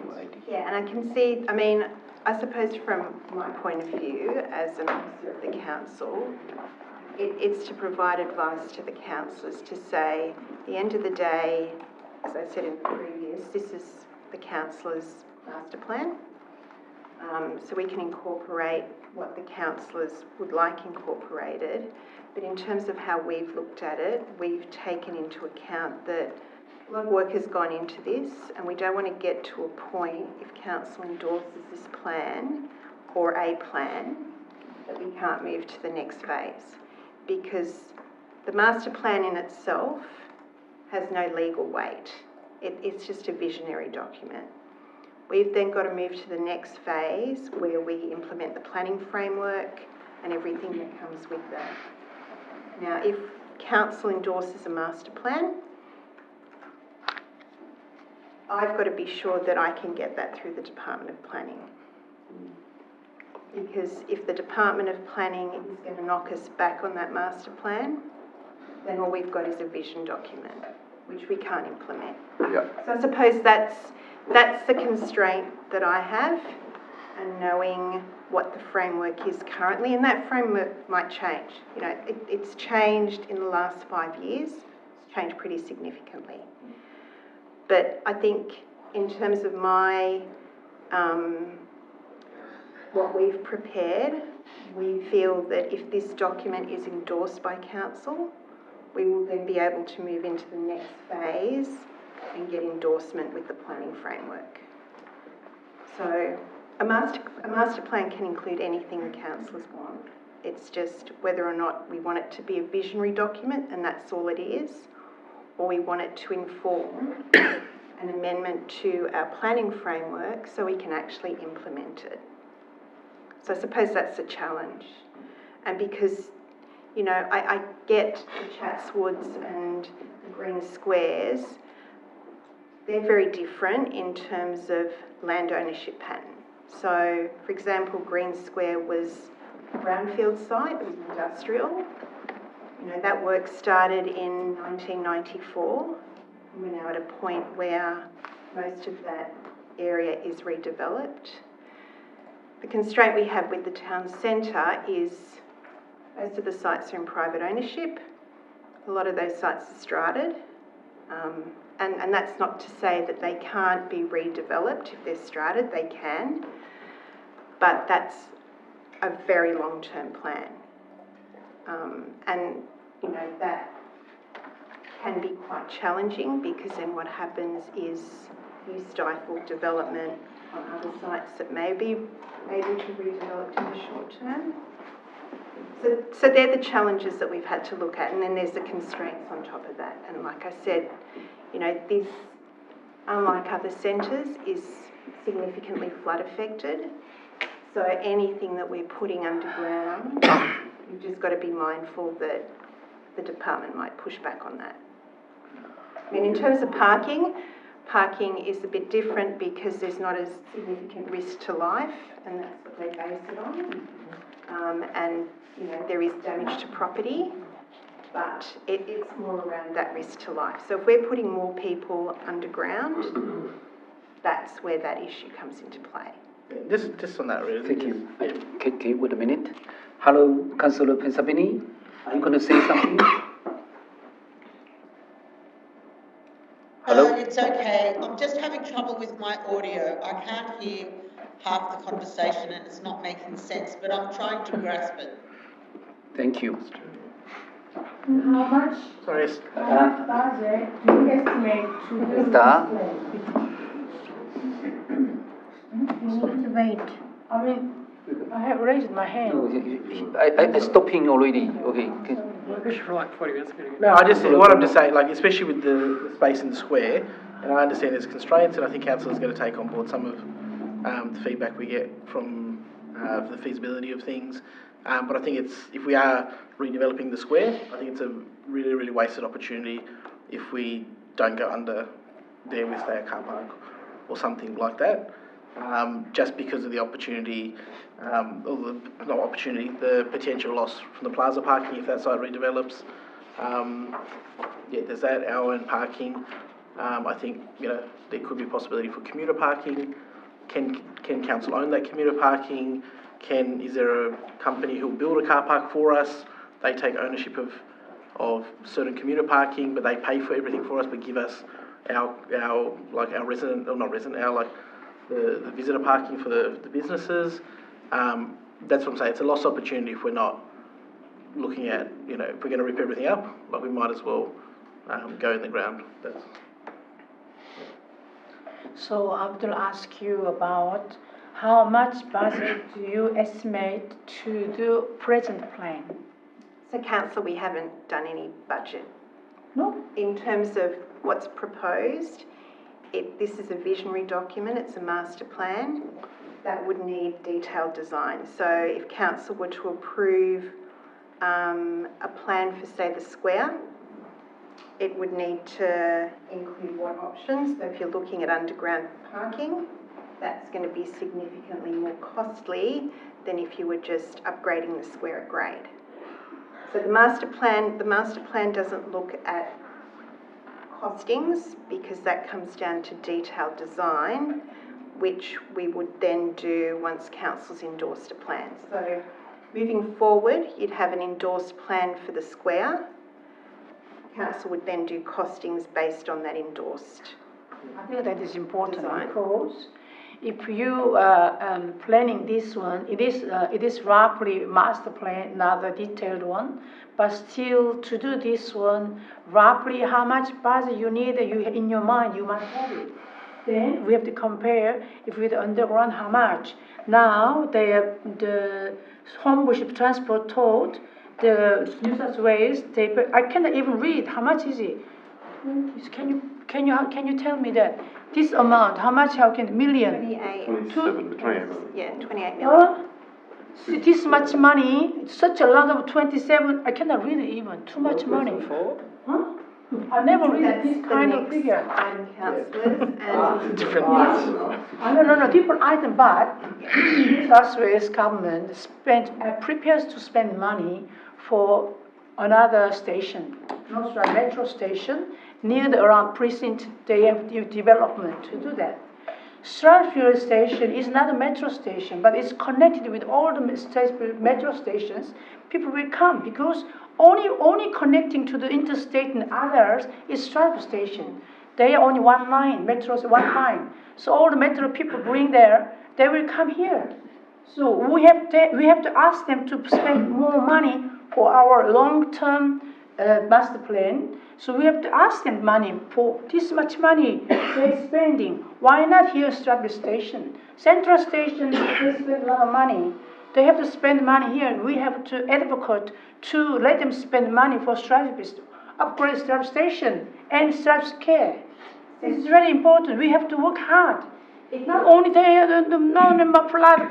flood is high techniques. Everybody can control flood. It is urban design. Because of flood, we can't do anything. This is very ridiculous, I think.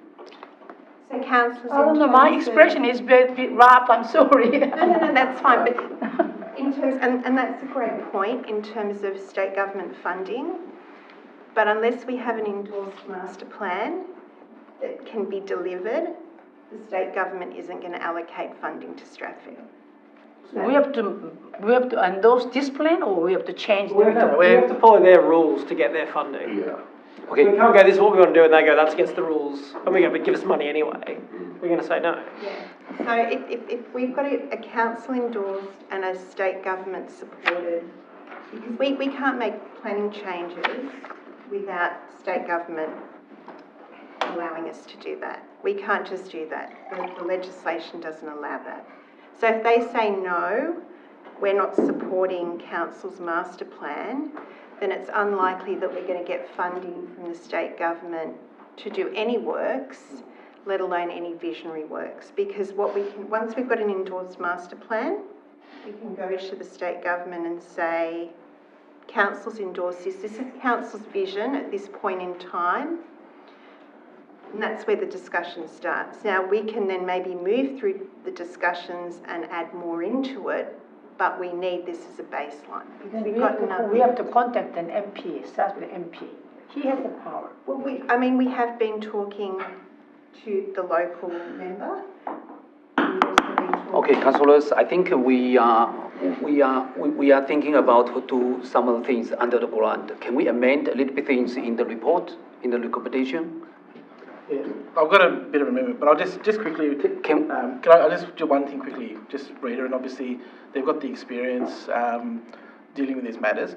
Basically, once we endorse a master plan, if there's then changes to development controls around the town centre, because we've got this master plan, it then means it may activate people to actually build down there, which then brings in contributions to council, which then opens opportunity for voluntary planning agreements with council to pay for parts of the plan.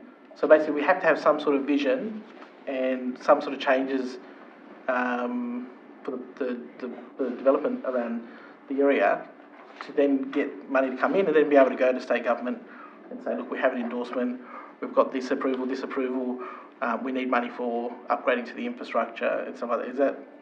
Yeah, and councillors, so the next phase, and I did want to talk to you about this, so the next phase is the planning framework. So we did intend to bring the draft master plan to council in June to endorse, but I was going to suggest that we do another session like this just on the planning framework before we bring back the draft master plan. So I put that to the council. Because that's really important, as Councillor Blackmore said, that's probably the most critical part of this master plan. Because what we can do and what we're looking at is facilitating uplift, because once you get uplift and development within the centre, it's then going to trigger some of these public infrastructure improvements. And in doing that, we're not just going to give developers floor space and height, without them having to give council back something in terms of a public benefit. We're still looking at the feasibility around some of that. Our consultants are looking at that, but that is critical, and it's critical that the councillors understand that. Second point is, this is a draft master plan. So what council's endorsing is a draft. The draft goes on exhibition, so it goes out to the community, and it allows us as staff to be talking to the landowners to understand what it is they want. And in respect to Councillor Blackmore's point on that site adjacent, we can start engaging with that landowner and understand how much of that block of units they own and whether or not we can facilitate redevelopment of that site. Post-exhibition, we can make changes to the master plan. So we will review any submissions that we receive during the process, particularly from landowners, because landowners might say to us, I own this site and I own 80% of this site, can we look at an amalgamated site? So we'll then go back to our consultants and work with our consultants, and we'll bring back to council an amended master plan. So this process is a lengthy process because we've got to get it right, and we've got to get it to a point where when we come to prepare the planning proposal to amend the planning framework to get all the deliverables, it's going to work.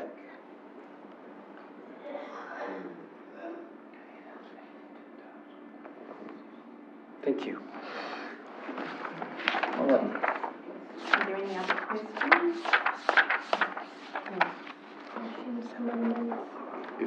If this committee chooses not to recommend the master plan to the, Sorry, Councillor. if this committee chooses not to recommend the master plan to the council,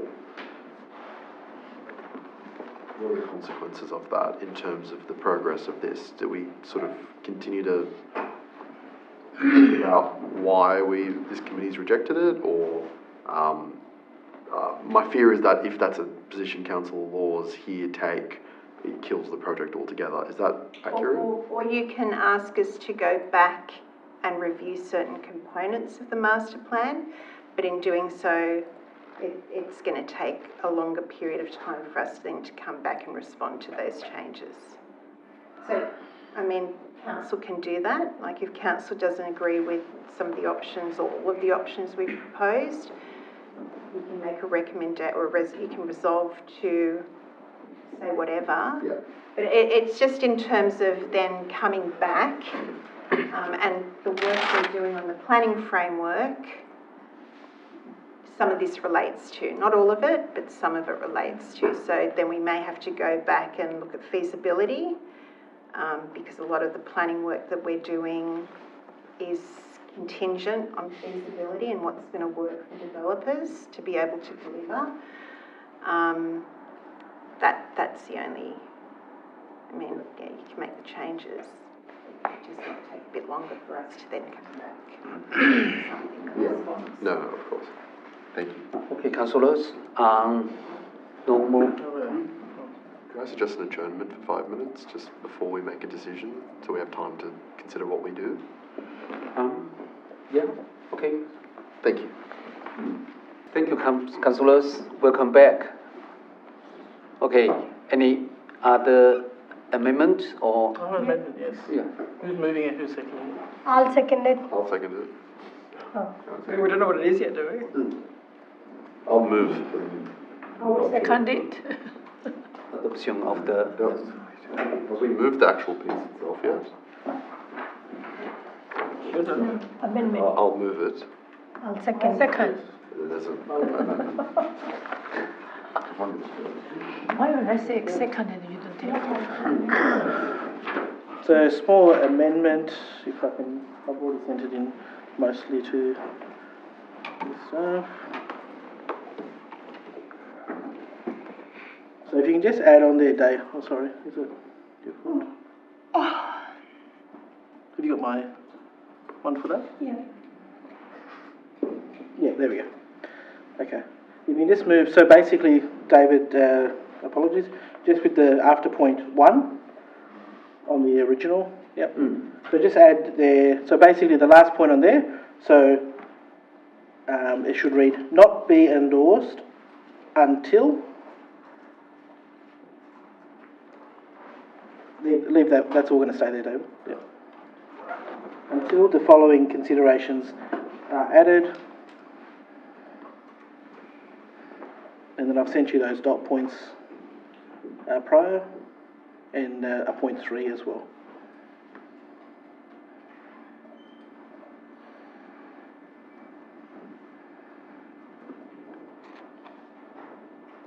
Okay. So basically, just to make it clear, there's a couple of items that I think should be removed from the report in this document.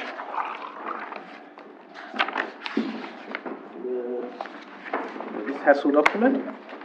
So basically, I think we don't need to have an additional mentioning of affordable housing because there is provisions that we would have to allow affordable housing anyway, and talks about a potential tower affordable housing. The other one is that I think, you know, I've never heard any resident or business owner saying that they definitely want us, after we're about to spend a lot of money upgrading our staff accommodation here, to then also want staff accommodation 1,000 square metres in the town centre. So I've said to remove council officers, remove council customer service interface, and the end of trip. I don't think it's something that council really wants to look after, showers and things like that in the middle of a town centre. It's costly. The other point I'd just make, council does not support council actually building buildings themselves. Council needs to leverage our land to get parties should read, sorry, to build our facilities at their cost. Basically, everything that I've seen for governments build blows out of proportion, is not done in a cost-effective way. So I think it's better to actually, previously discussed, make potential, say, agreements or planning agreements or something like that, where a developer actually builds it. An example in the PE1 that we talked about earlier is the that Roads Recreation Centre, which I talk about a lot, but it is a really, really nice outcome for the community. The other point that I've listed there, on the 12th of May 2025, Resolution 122-25 of Council for the Midway Consultation Report, we clearly stated there that we wanted above and underground shops as a consideration and about providing ample underground parking. So I've put those in there. I think it's important. I've also added a point 3 that an updated version of this plan, so draft Strathfield Town Council Master Plan, be presented to councillors at the June council meeting. I'll take advice on that, but we were advised 4 weeks ago that there was no pictures or no plan, so I thought allowing 6 weeks to come up with a new draft was an extra 2 weeks on what we had last time. So, thank you, Councillor.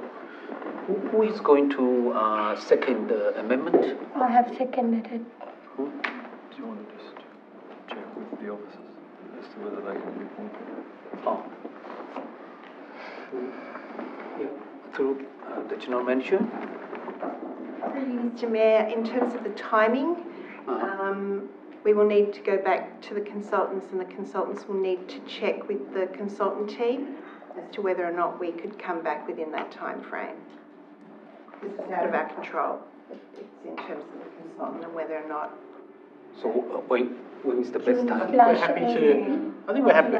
We can leave it as this, councillor, and we can get advice if it can't be met in that timeline. I think that's. Mr. Mayor, we can provide an update at the council meeting as to where we're at. Fantastic. Yep. Thank you. Yeah. Councillor Buddy? Yeah. Just as the... Are you going to amend me as well? I do, but just, I guess, a point of order, just to clarify. We've heard the amendment. The mover was myself, so I'm happy to accept, and then the second. I'm happy. Yeah. And now I have another amendment. So I would also Would you like to add or make a new I will further amend to what's been adopted. point 4? So yeah, fourth point. Sorry. That amendment moved by you, is that correct? Or? A new amendment now moved by me. Yeah. Have we voted on Councillor Blackmore's amendment? The mover and seconder have accepted. Yeah. Oh, fine. Thank you. So before I read this, I think an important point to mention is that I think all councillors have been interested in seeing the possibilities here with what we can do, and I think something that has come up repeatedly, and probably not to sort of sound like we're flogging a dead horse, but is this idea of underground and what's possible below the ground. And, you know, we are limited in what's possible above the ground because of various constraints, and so I think we all have a vision of something being underground. You know, I think in 2010 or 2009 there was initially talk of this mega underground bus interchange that never eventuated, and you know, here we are sort of 15 years later still talking about what's possible. Now, notwithstanding, I still think it's possible to at least give councillors the opportunity to understand some of those constraints before we reject them. And that is, when I say we, I mean the council organisation. So, that being the case, I think the appropriate amendment to a fourth point would be sufficient in achieving some investigation that councillors can understand with various constraints worked into it to allow councillors to see some of those constraints. So, for example, constraint being a financial constraint. If we go with X plan, it's going to cost an extra $100 million. Okay, we can appreciate that. Therefore, that is, as what Rita referred to earlier, as sort of vision rather than something we want to adopt in the sort of short term. So, here's the amendment: that the report come back to a future council meeting with the inclusion of an investigation into a future underground bus terminal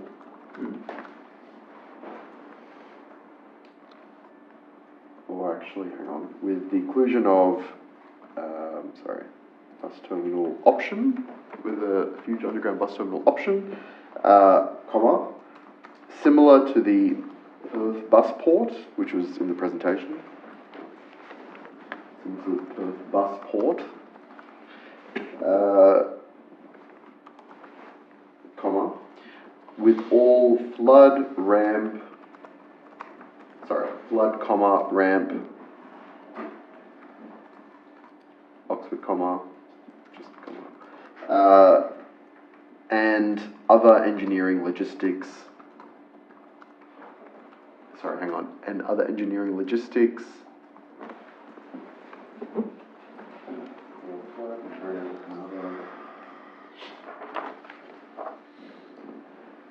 and financial implications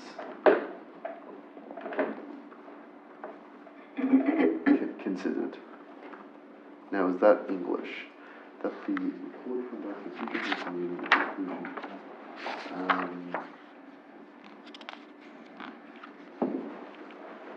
Just at the start, maybe we can reword it to that this report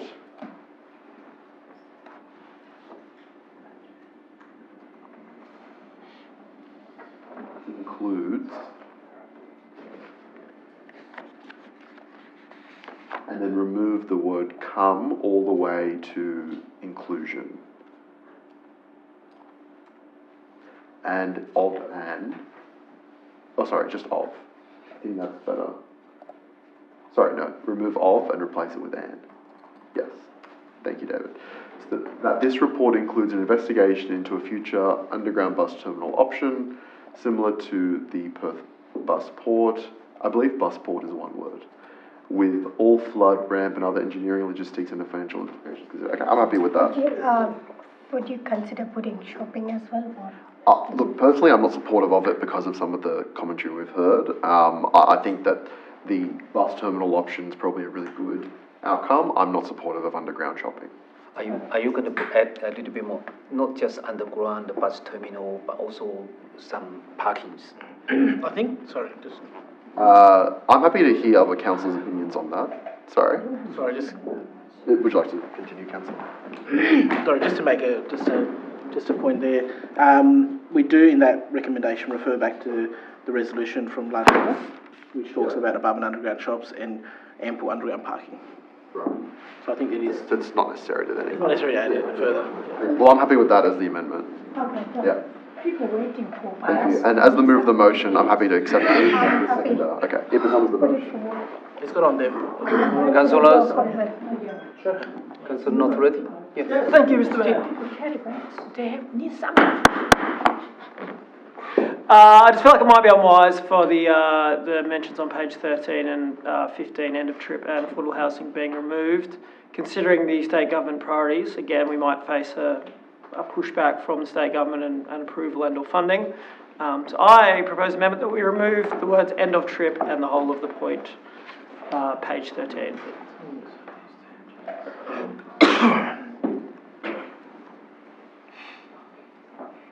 Also remove the amendment that Oh yeah, the striking out works, yeah.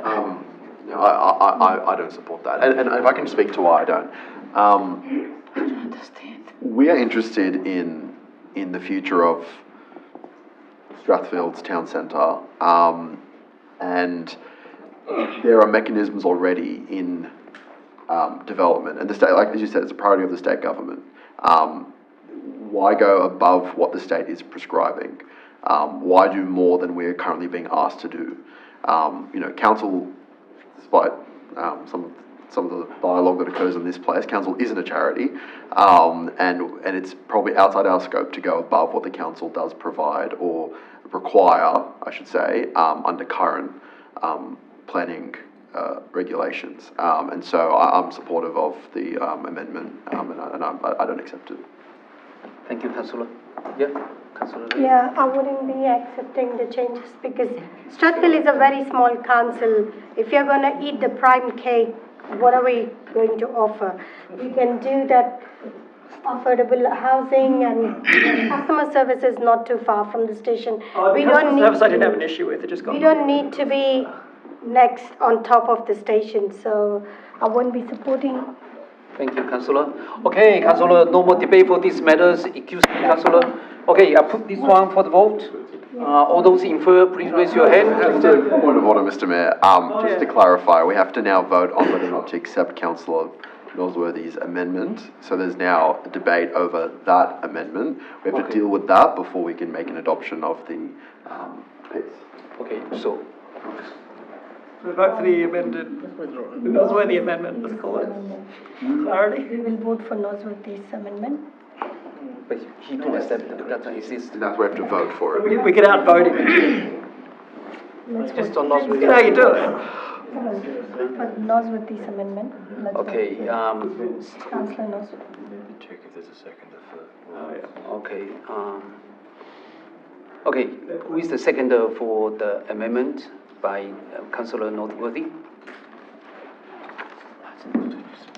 If no seconder, I declare the amendment is lost. Okay. Excuse me, Councillor. Okay. I now put the motion to the vote. All those in favour, please raise your hand. Okay. Thank you, Councillor. I declare the motion was carried unanimously. Okay, now we go to P3, home tour. Okay. I would like to ask the, Esther. Todd. For what? P3. You're going to vote for P3. Yeah. You want to stay? Oh, I have to go out. Oh, sorry, I forgot it. Asking you to. I would like to, We'll finish it.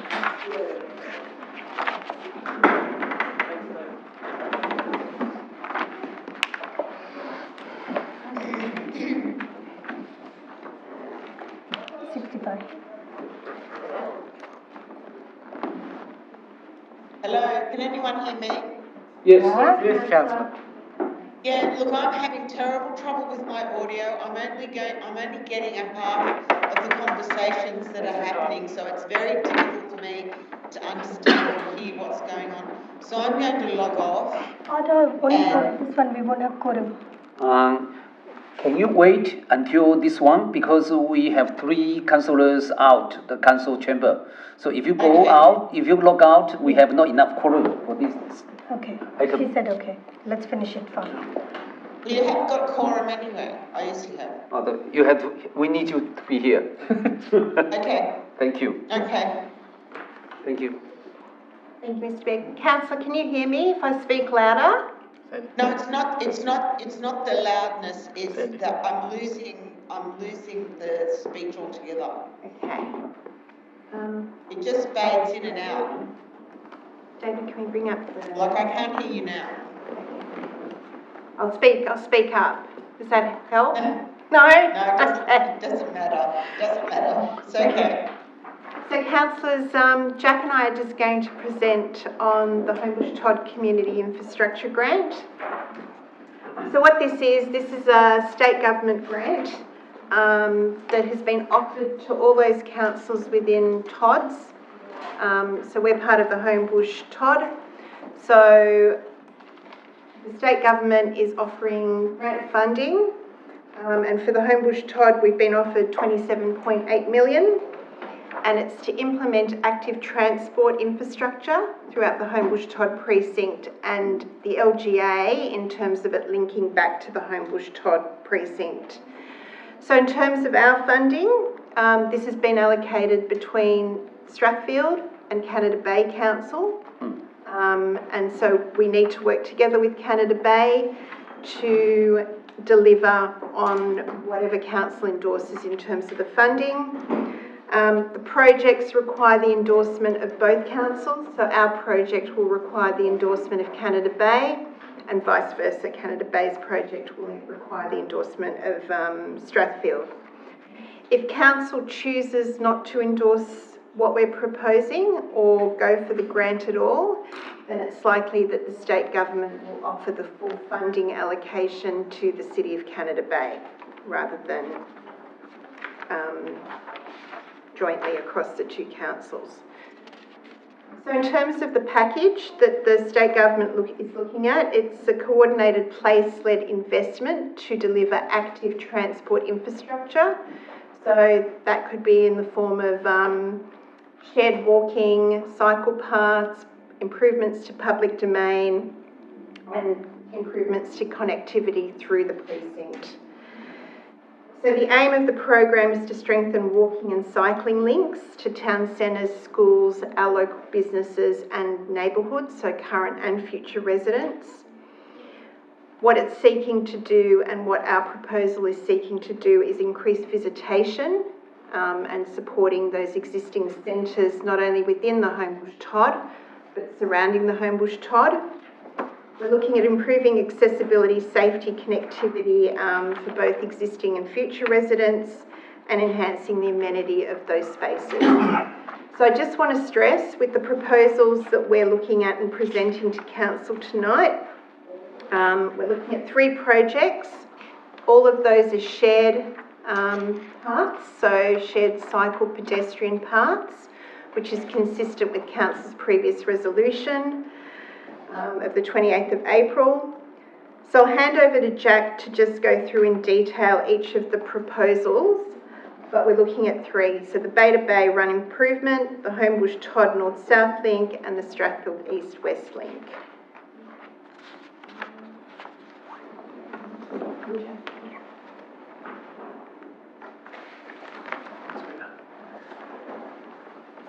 Good evening, Mr. Mayor and Councillors. So as Rita mentions, we are proposing 3 projects. I'll just go back to the previous slide just so you can see them all together. So as shown on this slide, in the north, that yellow shaded area is the Homebush Todd. Our 3 projects both lie within the Todd and outside the Todd for a connected network. So the first project that we will be proposing is improvements to the existing Beta Bay run, which runs through our entire LGA. This includes public domain improvements to 3 open spaces within the Todd, being 20A Parramatta Road, Bill Boyce Reserve and Wentworth Reserve. In terms of the strategic importance of the Beta Bay route, it provides a complete north-south link through our LGA, and it also services areas outside of our LGA within Sydney's complete inner west, linking to Homebush Bay in the north and Botany Bay in the south, and also linking to the recently completed Greenway in Inner West Council. In terms of within the Todd itself, it connects the entire Todd between the Strathfield and Canada Bay areas through 5 crossing points over Powers Creek, being the pedestrian footbridges over Powers Creek and the Pomeroy Streets and Allen Streets road connections. Also, in terms of the connections at the extremities of the project, so it provides connections to Sydney Olympic Park in the north and the major recreational areas up there. In the west, over at Wilson Cemetery, it provides a connection to Cumberland LGA, and then in the south, the Cooks River Shared Path continues into Canterbury Bankstown LGA. At the Bridge Road section of the route, connecting to the first stage of the Homebush Movement in Place project, this provides a key link between the Homebush West area and the Todd. So it provides for increased footfall in the Homebush Town Centre from residents within the Todd area, and then conversely, it provides for increased access to the recreational areas within the Todd for residents in the Homebush West area. The major opportunity for this project is to complete high priority works for missing infrastructure between Freshwater Park and Ismay Reserve. This has long been a notorious section in the Beta Bay run throughout the entire route. So this project really offers us the opportunity to fill in those missing links to make the whole link more usable for users of all ages and abilities. This also offers an opportunity for significant pedestrian improvements around Hudson Park to support the WISIG project there through the form of improved pedestrian crossings and shared paths. In terms of the proposed project as a whole, it's both a design and construction project to the value of $7.4 million. As mentioned, part of the Beta Bay route is improvements to the public domain, both along the routes themselves and then within the 3 open spaces at 20A, Parramatta Road, Bill Boyce Reserve and Wentworth Reserve. The proposed improvements are consistent with the recommendations of the Strathfield Recreation and Wellness Strategy. So items such as increased planting, both trees and understory planting, increased opportunities for exercise, improved wayfinding, improved lighting, and rest facilities like seating and water fountains. The second project that we're proposing is a series of north-south links through the Homebush Todd area. So the strategic significance of this project is that it provides a direct north-south link through our area of the Todd, primarily along Underwood Road, connecting to the Homebush Town Centre in the south and Sydney Olympic Park in the north, with local connections on Park Road, Ismay Reserve and Parramatta Road. Similarly to the Beta Bay run and the links with the Homebush West Town Centre, this project provides increased footfall opportunities for within the Homebush West Town Centre and then improved access to the recreational areas in the Todd for residents in Homebush south of the rail line. It also connects to significant areas within the Todd, being the Sydney Olympic Park, as well as the Beta Bay run that links to that, the Homebush Business Village and the Homebush DFO. So this offers an opportunity to improve active transport access to those areas to try and help address congestion issues associated with those. This link provides direct links to the major recreational areas in the Todd, being Ismay Reserve, Mason Park and Bressington Park, and then further afield, again being Sydney Olympic Park.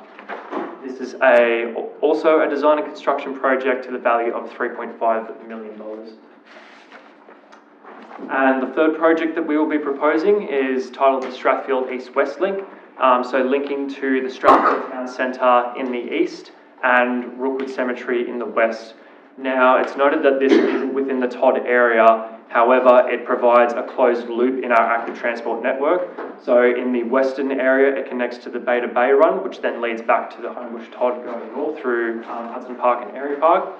And then in the east, at the Strathfield Town Centre end, it links back to our current bike path project, the Homebush Movement and Place project, which will then eventually feed back into the Todd via the Homebush Town Centre.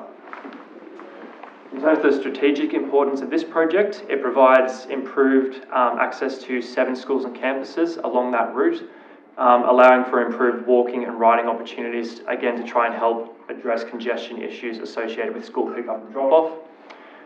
This also provides a significant access improvement to the Strathfield Town Centre, such that there's multiple access options to get into the town centre, so walking, riding, in addition to pick up and drop off via private vehicle or public transport via bus. This also offers a significant opportunity for traffic calming along Redmire Road and Barker Road through the introduction of facilities such as roundabouts, crossings and curb extensions.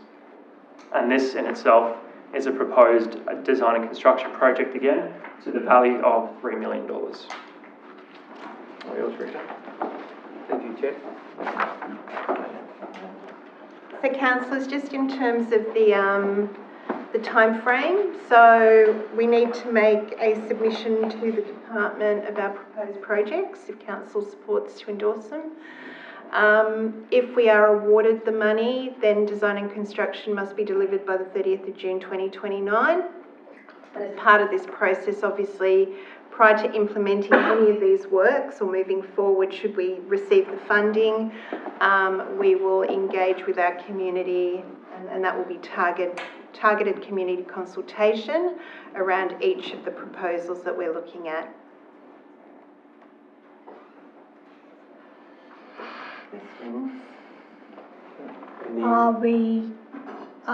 Are the lanes gonna be shared lanes or exclusively cycle lanes? So in accordance with council's resolution, they're all proposed to be shared lanes, so pedestrian cycle ways. Are we losing any parking in this if we adopt? So through you, Mr. Mayor, there's no parking loss associated with the shared paths themselves. Just where we're implementing new crossings, there will just be minor parking loss associated with no stopping zones as per design standards.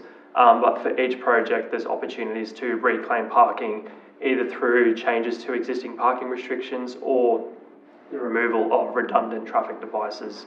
So we've done some preliminary analysis to look at where we can do that, but that would more be addressed down detailed design phase. But no parking loss associated with the shared paths themselves. Yeah, Councillor Bremo. Just with the Stratford East-West link, if we can bring that. Please, Councillor, are you going to stand up? Whenever I have to. Because it's a question.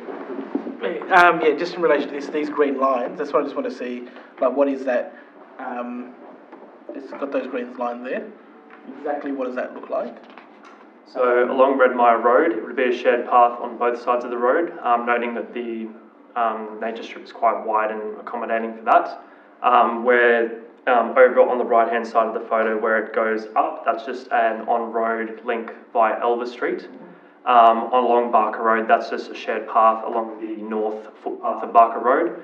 And then just in the middle of the photo where the links go up, that's again just shared paths on either side of Oxford Road with a crossing then going into Haiti Avenue to connect to Marie Bashir. Okay. Do we have a visual what it actually looks like?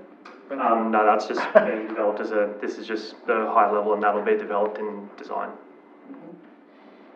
Councillor Pensabini, do you have any questions?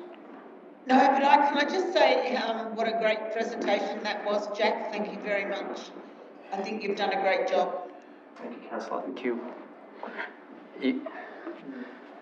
Okay, councillors? I just need a bit of clarity before I vote on that. It's, you have more questions? Of course, just when you're saying like a shared lane, so are you cutting into the, like, are you cutting into the nature strips? Is it on the nature strip? Is it on the road? That's what I think I need a bit more explanation. So along, for this specific link, along Redmire Road, it's wide, the nature strips are wide enough such that you can widen the path and still remain plenty clear of the trees.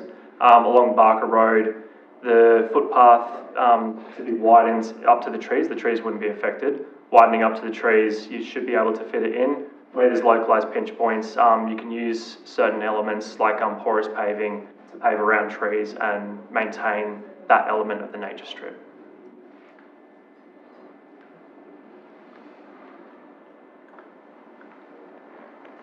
So, Rudy, any questions?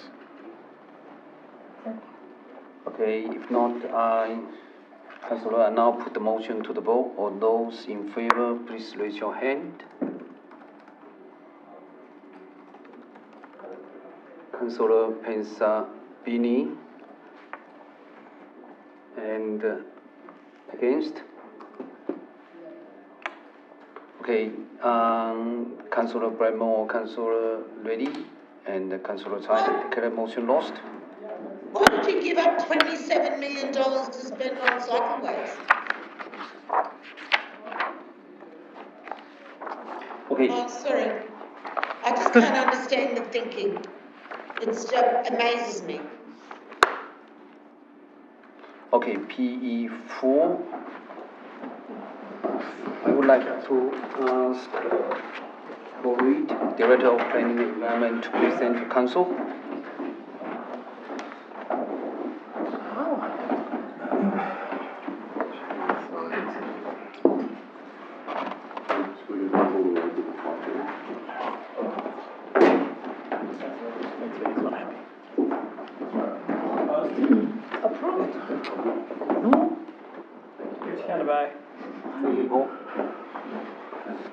Thank you, Mr. Mayor. I'm talking on PE4, which is the New South Wales FOGO preparation. It's a report that just highlights a couple of scenarios that staff are working on in order to get prepared for us having to deliver a FOGO service. For those who don't know what FOGO is, it's a food organics and a green organics, so like your green bin. And it's something that the state government has mandated that we do. So a little bit of background: all residential households in New South Wales must have access to a FOGO curbside collection. That's a weekly curbside collection by 1 July 2030.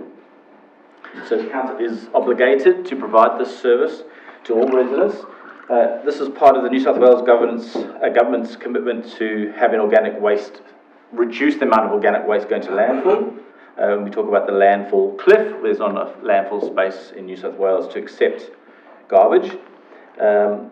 Just should be noted that non-compliance to this mandate would expose council to penalty up to $500,000 if you don't do it as of 1 July 2030, and as per all their notes to us, every day after 1 July that we're not compliant will be $50,000 or continue to offend. Just a sort of a word to note too, and this potentially could affect disposal costs of food waste, is the government's also determined that the same requirement will be put on businesses to manage their food waste into the future. So that could potentially have an impact, because now you're introducing a whole bunch of people into a market that's only really been the purvey of local councils. So we'll have to start entering a market with lots of different people wanting to remove their food waste. Just a point of interest there's about 950,000 tonnes of organic waste is diverted annually across Greater Sydney. What is FOGO? Sorry, wrong. Food organic. Sorry. There we go. So, because it's such a significant change to how we're going to manage waste, we really need to have a future-focused approach to this and a strategic approach. And also because due to the significant cost of this implementation, we need to start making plans now to start building internal staff capacity around our waste operations and community engagement, procuring new fleet and infrastructure to deliver this, and really because ultimately we want to establish a very effective waste service. And also we need to start building up our waste reserve to fund the significant expenditure. Just on the right there's a nice little diagram for you. So the EPA, a lot of councils who have already gone down here, and SS Rock have done a lot of research on this. Currently, if you think about the red bins that we pick up every day, there's about 54% of that bin is food FOGO, is green waste and food waste. So if you think garden organics, which would go into a green bin, we're getting about 17% of that. Now, this is just across New South Wales. Generally, this is not us. This is about, what we can see. Our team have done a lot of work on this, and our numbers are probably a little bit different to that, but similar. Just as a reminder, Strathfield's current waste service, we have a red bin, which is a weekly collection. About 810 tonnes of green waste a month is produced, and the team have done audits on this. They think of that 110 tonnes, we have about 90 tonnes of food waste in that bin already. We have a green bin that's collected fortnightly. Sorry, I should just say the weekly collection for the red bin, and we also have a council resolution from last year from Councillor Blackmore. We don't plan to change that. We absolutely, would continue that service, and I'll get to some of the reasons why we think we could review it after a 12-month period, and we'll bring that back to council, obviously. At green bin, we pick up fortnightly about 200 tonnes of green waste a month, and you can see there's different disposal costs for if it's just green or if it's red, and even gets more detailed when you start talking about food waste. If we collect food waste just on its own, or we add food waste to the green bin. This discussion is there's no change to the yellow bin service, just should be noted. So the rollout is business as usual, red bin weekly, green bin fortnightly, and remember we're only talking about disposal costs. We haven't added any, this is just tonnage, cost per tonne. We haven't added staff costs or infrastructure costs to this. So we have three scenarios that council have been working on. We have a council resolution that I've referred to. So that would be a red bin indefinitely, a FOGO bin, so that would be everything in, food plus green organics, so trees plus food, weekly. There's an EPA recommended, they've come to us and said this is what we recommend, fortnightly, weekly. Just on that point, we don't know of any council who's gone to a fortnightly red bin straight up. Everybody's gone weekly. Everybody's gone weekly. as you know, so I think that's one of the learnings. One of the things about going late in this process and rolling out late is there's significant amount of research and learning that has already been undertaken that we can definitely benefit from. Our recommendation is recommendation 3 or scenario 3. So again, red bin weekly, as per the council resolution. In brackets, I've said 12 plus months. The reason why I put it in there, I think it would be financially responsible just to come back to council and review, because we don't really know right now what the uptake of this change in people's behaviour will be. So that's why I've in bracket there. The green bin would be fortnightly, so that's just garden waste would be fortnightly.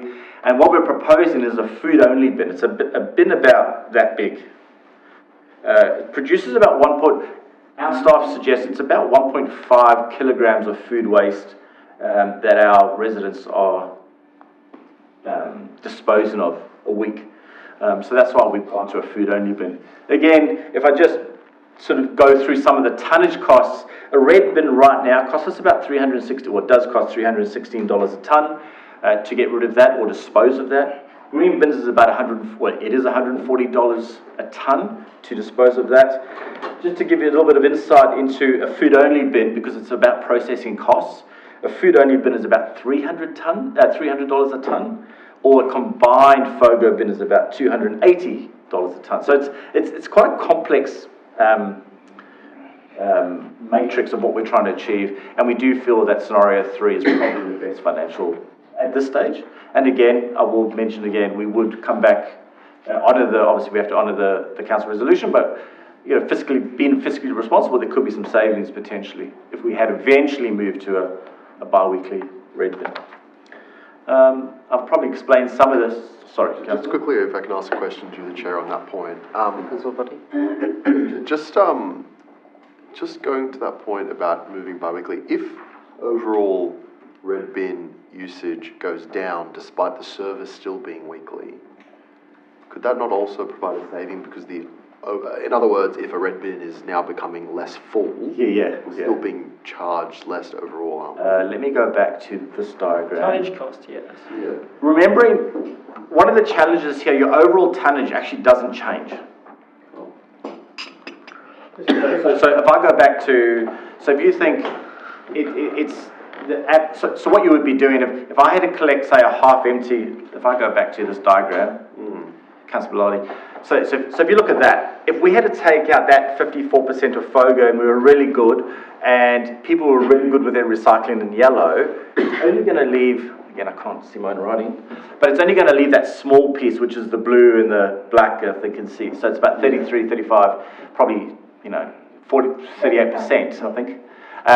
That's what would be left in the red bin. So we could collect that every week, but actually, we could actually afford to collect that every 2 weeks. Right. And remembering, remember this is only disposal costs, the saving would be if we went to weekly, bi-weekly, if that bin was only that full, is that the staff aren't there every week. By bi-weekly, you mean fortnightly? Sorry, that's what I mean. Yeah, sorry. Doubling the But again, I think it's one of these things that we would have to, let's review it. Let's get it weekly, start weekly, and honour the resolution. But I think it'd be worthwhile just having a look at it. Because you never know, we may get major compliance and then it's probably worthwhile, there'd be a financial saving. But if not, well then we have to just stay where we are. Does that? Yeah, thank you. Yeah, Councillor Cindy? Sorry, Councillor. So we do have an option of having one green bin with FOGO and everything together, isn't it? We don't need a separate bin. There is, yes. So you could go to the the scenario 1, yes you could. So can we customize the recommendations in any way? Because why have 2 bins, add on a new bin, it's an extra cost when it can be picked up by green bin? We don't even need to buy bins, isn't it? The red bin stinks. Yeah, the red bins, yeah. The FOGO bin would be the green, like a bin that would collect both. The other bin is only a smaller one. So why are we having 2 bins? Why are you recommending us 2 bins? A green bin and a food-only bin. That's your recommendation, isn't it? Yeah, it is, because it's a financial, It's going to be cheaper if we go that way, actually. If we split it, If you split it, it's cheaper, yeah. It's about $25,000. Is that because the food tonnage cost is lower than the green bin is cheaper than the food cost. Yeah. The green bin is cheaper than the food cost. Yeah, okay. is it possible to take off the 12 plus months? Because We collect it every week. I know you don't intend to take it off. No, we don't. Yeah, but why put it? Because that's what the residents had it all their life. That's what they have it. So if financially you need to do something, bring it then, rather than giving a scare campaign that after 12 months you don't have your red bin. I'd be very comfortable. Yeah, we'll just remove it. When we need it, we'll put it. Brackets for 12 months, scenario 3, that's fine. Yeah. It's Where's the yellow bin then? The yellow bin is not even part of FOGO. This is purely FOGO. Oh, It's yellow bin unchanged. Yellow bin is unchanged, yes. It's already been done in So other. councillors, yes, we could remove the brackets, that's fine. Yeah, we'll just remove the brackets and not sure about, you have to do the maths for the having 2 bins. Look, I'm not gonna go through this. This is all about scenario 3. I think I've explained it. The other reason why we chose scenario 3 was there's a lower contamination risk if you go to a separate little food, because people get quite used to putting their food in that little bin. It actually mirrors what Inner West are doing and our neighbours are doing, and it has worked really well. Because you've got to remember, it's not just single unit dwellings, it's also multi-unit dwellings, which would be picked up on this, and that's where the little caddy or the little bin, it's about that big with a handle. What's the cost impact for the residents? Well, okay, so the cost impact will be, remember, it's funded out of domestic waste levy. So if I take you to page, every year. I'll Where's the bin? flip through there. Every 2 weeks without food. Yeah. So the budget that has just gone to council to go on public exhibition, this is what the domestic waste charge is going to look like. So it's currently at 615 in 25-26. Remember that the whole purpose of having to increase the domestic waste charge is because we have to fund this FOGO practice. There are new staff we're going to have to acquire. There are new trucks we're going to have to purchase. There's a significant education program that's going to have to take at least 18 months. This is all about education. If we can educate and everybody understands, then it's going to take us a little bit further to success. So that is the sort of the progression of the domestic waste charge over the next 4 years. Because what we're trying to do here is to build up the reserve. So we can use the money in reserve to then fund the purchase of new bins, undertake significant education, new staff, and waste trucks.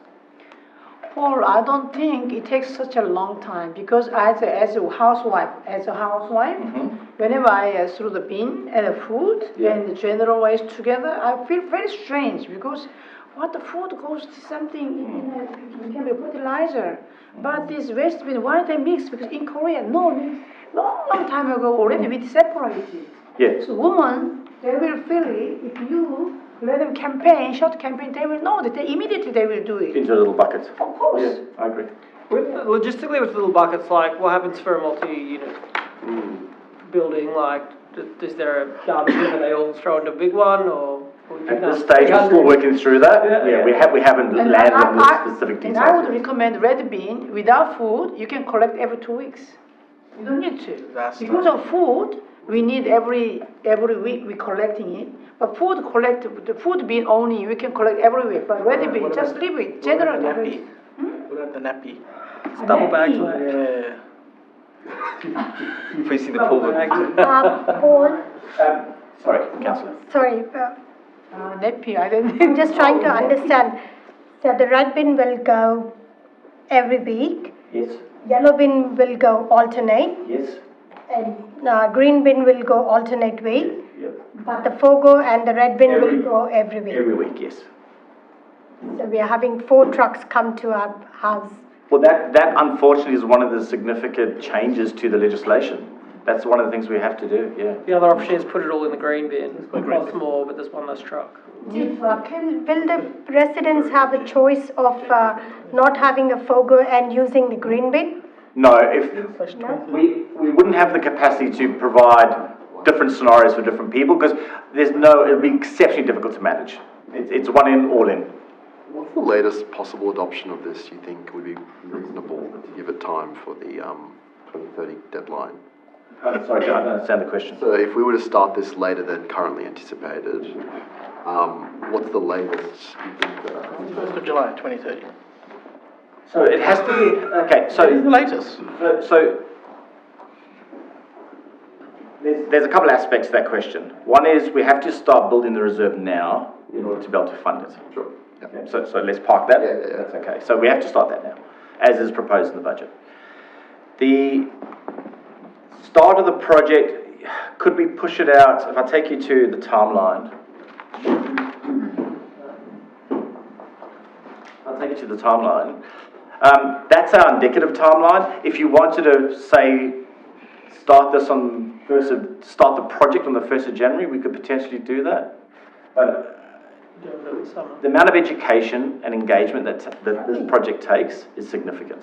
I think, yeah, my opinion by then, Paul, that every other council's doing it, and yeah, I think it's probably less education because all the other councils are doing it and made the mistakes, and we can learn a bit more. People talk as well. Everyone knows it's coming. Yeah. And I will note, like Inner West Council, you drive around and they've got all these bins with weekly sticker. That's right. Yeah. On all of them because everyone's just paying to collect the bins weekly because they get maggots and they stink if you collect them every week. So and the bins do too. Yeah.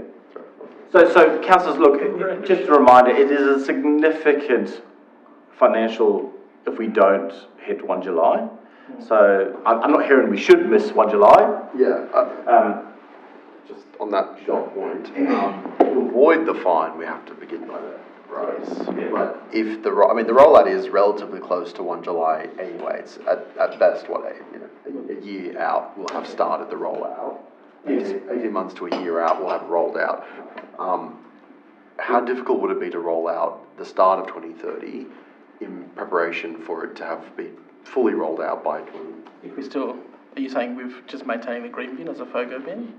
Yeah, until then, do nothing. I mean, right now, the rollout actually begins under our 28. 29. Mid-29. Okay, education. Well, education is next year, in 2 years. But the actual rollout isn't for some time. So what if we just push rollout a little bit further?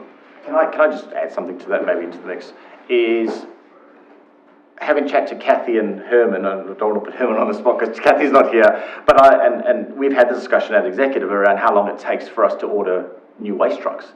That process can take 2 years. So yeah, we can start that process up front, but the rollout we could. That's sort of what I'm saying, is do all the preparatory work from now, which is what the plan is, but don't actually begin until we really have to, is kind of what I'm saying. So do all the work we need to as early as we need to do it, but don't actually start the program until the very last moment when it's required. I can come back to you with some sort of detailed, actually what that rollout would look like. We're not there yet. It's significant.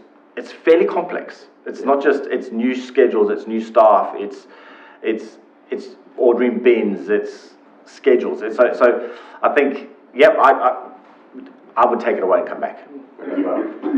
Just like, I don't know, maybe I'm an idiot, but to me, if you're keeping the same green bins, and you've obviously got to get more trucks, or truck, it takes, I don't know, staff employed, but it would be the same schedule as we currently have. Well, you go to the FOGO bin, you would have to pick up a FOGO. That's what I'm saying. If it was left as the green waste, green and FOGO together, it doesn't seem that complicated. Okay. But couldn't you just have Can I suggest also, you've got to be careful, you don't want to do an education campaign and community engagement and have a gap. You literally want to go. As soon as you go, you want to go. That's what I would advise against. I'm sorry, but we are proposing to start educating in 2028. Yeah, we are. And implement 18 months later. Yeah, but our education program is about 18 months long. It's not a one. sort of at risk of over-educating people, could we expand it so that there isn't a gap? This is for the proposal of the If environment. you're going to move the rollout back, you move the education back, surely. Can I ask a question? Sure. I'm trying to understand why we would delay the rollout. Personally, my reason for sort of suggesting we sort of leave it, I'm of the view that we ought not do this until we really have to. And I know that's currently what our plan is. We are leaving it relatively late relative to some of our neighbours, that is. But why start early? Like, I personally don't see the incentive. I know that there's been mention, of course, of the financial implications, etc. But we are compensating for it. Can I also just suggest a statement. The reason why we're going mid-29 for a rollout is because you roll out in winter, you don't roll out in summer. So that's a significant, if you want uptake, what happened with a lot of councils, they decided to do it in December.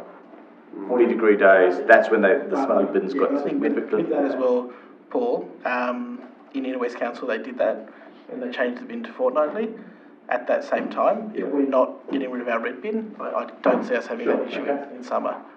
So to me, when we're being forced to do something by the state government, and I think most residents, like, you can see they contempt the bins. I don't know what our fees exactly are, but I reckon there's plenty of contamination, and people walk past and throw things in people's bin, and in the middle of the night people go chuck things in other people's bins. So why would we implement this until we're forced to do it, and let all the other councils make all the mistakes, and we can do bare minimum when we have to? Well, is there a risk, like, I guess it's a bit of a question what the legislation says, but that we're trying to do it on the deadline and we get it wrong and then we get fined? Like, how... It's got to be fully implemented by 1 July. So how do we know that we're, I guess, 100% sure we're going to be fully implementing it? We have a very capable waste team. We have a waste team that has extensive experience and decades of experience. Kathy and I have gone through that with the team. They've presented it. We're comfortable with that timeline. So I just mean if we're putting it, I don't know, maybe summer 2030, are we comfortable 6 months? We'll have it right. I can't answer that question. I have to come back to you. Councillors, this is for the proposal of environment protection, not because of money.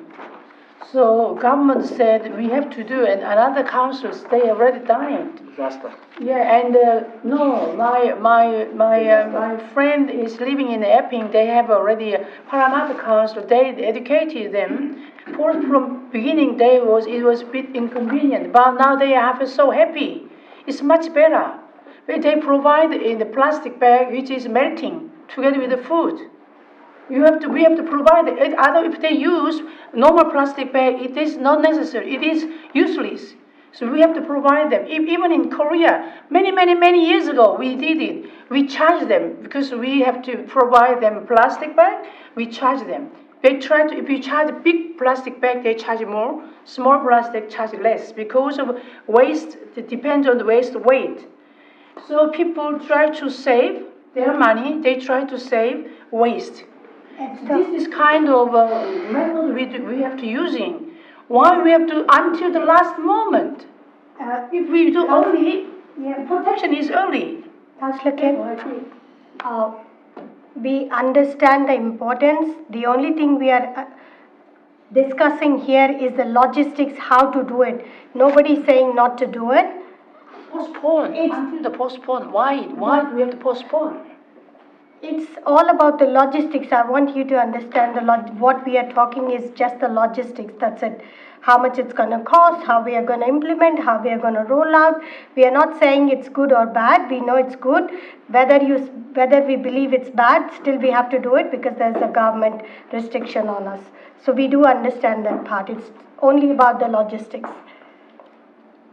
At the beginning, a little bit inconvenient, but we are used to that. We know that the proposal, this is really good. Matthew is really good for you too. I've experienced it, Esther. It's not good. Okay. Hello, Councillor Pensabini. Do you have any questions? This is disgusting. My experience is that it's very good in the Inner West Council. They use the green bin, they put their FOGO bag in the green bin, and it's collected once a week. I would agree with Councillor Pennsylvania, like green bin, Fogo bin together. It's easy to educate, easy to maintain, and for some reason, I haven't seen the maths, but I still feel it'll be cheaper. I don't know why. It's a vibe. Councillors, I will take you, just so everybody's aware and we understand and we're all on the same page. Purely disposal costs, that is the difference.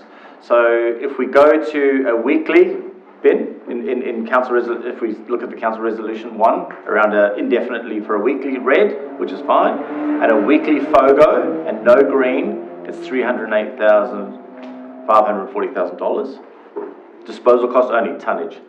Because of the mix, what we are proposing, and totally happy to take off the 12 plus months, weekly, green bin is fortnightly, and the food only bin is weekly. It's about $25,000 saving a month. Isn't the first option the same, isn't it? 285, 283, Sorry. option 1. What about also have we actually, sorry if I've missed it, but have we actually got a cost of what providing this new bin will cost us? The actual bin. We for the whole LGA, rolling. So bin rollout, out the staff cost of rolling that out. So right now what we have is the financial. Because green and can we go together? Just, do you want to ask that question? Because I don't think that's correct. Green bin and Fogo bin can be one, isn't it? Yes. We do have an option. You can, yeah, you can. If you should do a FOGO. That would be current business as usual. That's the price there. Yeah. So we can adopt current business as usual and just put the FOGO in the No. Why? Sorry, I didn't hear that. Just to confirm the figures, Councillor Noz was raising on me. So to roll out a new FOGO food only bin is going to cost $2 million. About that, yeah. Yeah. So, like I'll do the maths on that. Like we're not getting that any return for a long, 8 years. Well, that's why I also think there's we charge them. We charge resident.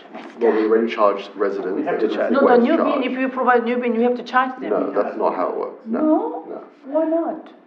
The waste charge is going up The anyway. waste charge. Well, that's what I'm saying. So the waste charge is going up from now, and so the further we delay it, the more. They kind of already are paying for it. Well, they're about to Well, they are through the domestic waste charge, yeah. Canada Bay Council always pay the bin. I always pay the bin. If I increase my bin size, I have to pay them. Yeah, that's different. No, Every council saying. It's a new bin. We're forcing them. They have to use this service legally. They have to use it. They don't have a choice to buy this bin. No. Everybody, whenever I order a new bin, I pay. Yeah, we do too here too. Yeah. But they're not ordering it. Fogo bin, They're just going to have this one drop on their house on the doorstep. We charge them. Well, we're already charging them. This is a disposal cost, monthly disposal cost. Yes. Okay, so there is like 20 grand, approximate 25 grand difference. 25 grand difference. Only for the disposal. But you'll be saving, if we have green bin and Fogo bin together, you'll be saving on trucks, on the staff, and picking up, doing 2 rounds. So all those things You won't be have saving to on be calculated. Trucks will be the same. The run will be the same. You're saving on providing a new bin, the $2 million. For Fogo bin, Not the Fogo bin, green bin and food bin only. having only one bin, One green instead of 2 pickups, if they're doing 1 pickup, it has to be. I'm Your green totally bin is confused. fortnightly, so you then got to be able to pick it up weekly. So what are we? That's right. I just want to clarify. You've still got to buy extra trucks. Yeah. So we're just saying that we're supporting number 1 council resolution, weekly indefinite, weekly FOGO bin, and rolling it out in January 2030. But does the FOGO go in the red bin? FOGO is the green bin, so the same green The bin, green and it's converted to a FOGO bin. The same green bin. Yes, you Yeah. The challenge you have with that is currently a green bin costs $140. The reason why it's different, let me explain. It's a bit complicated. The current green bin, if you just look at the top, current business as usual, that red bin is costing us $316 a ton. If you look at the green one, the green bin, that only currently costs us $140 a ton.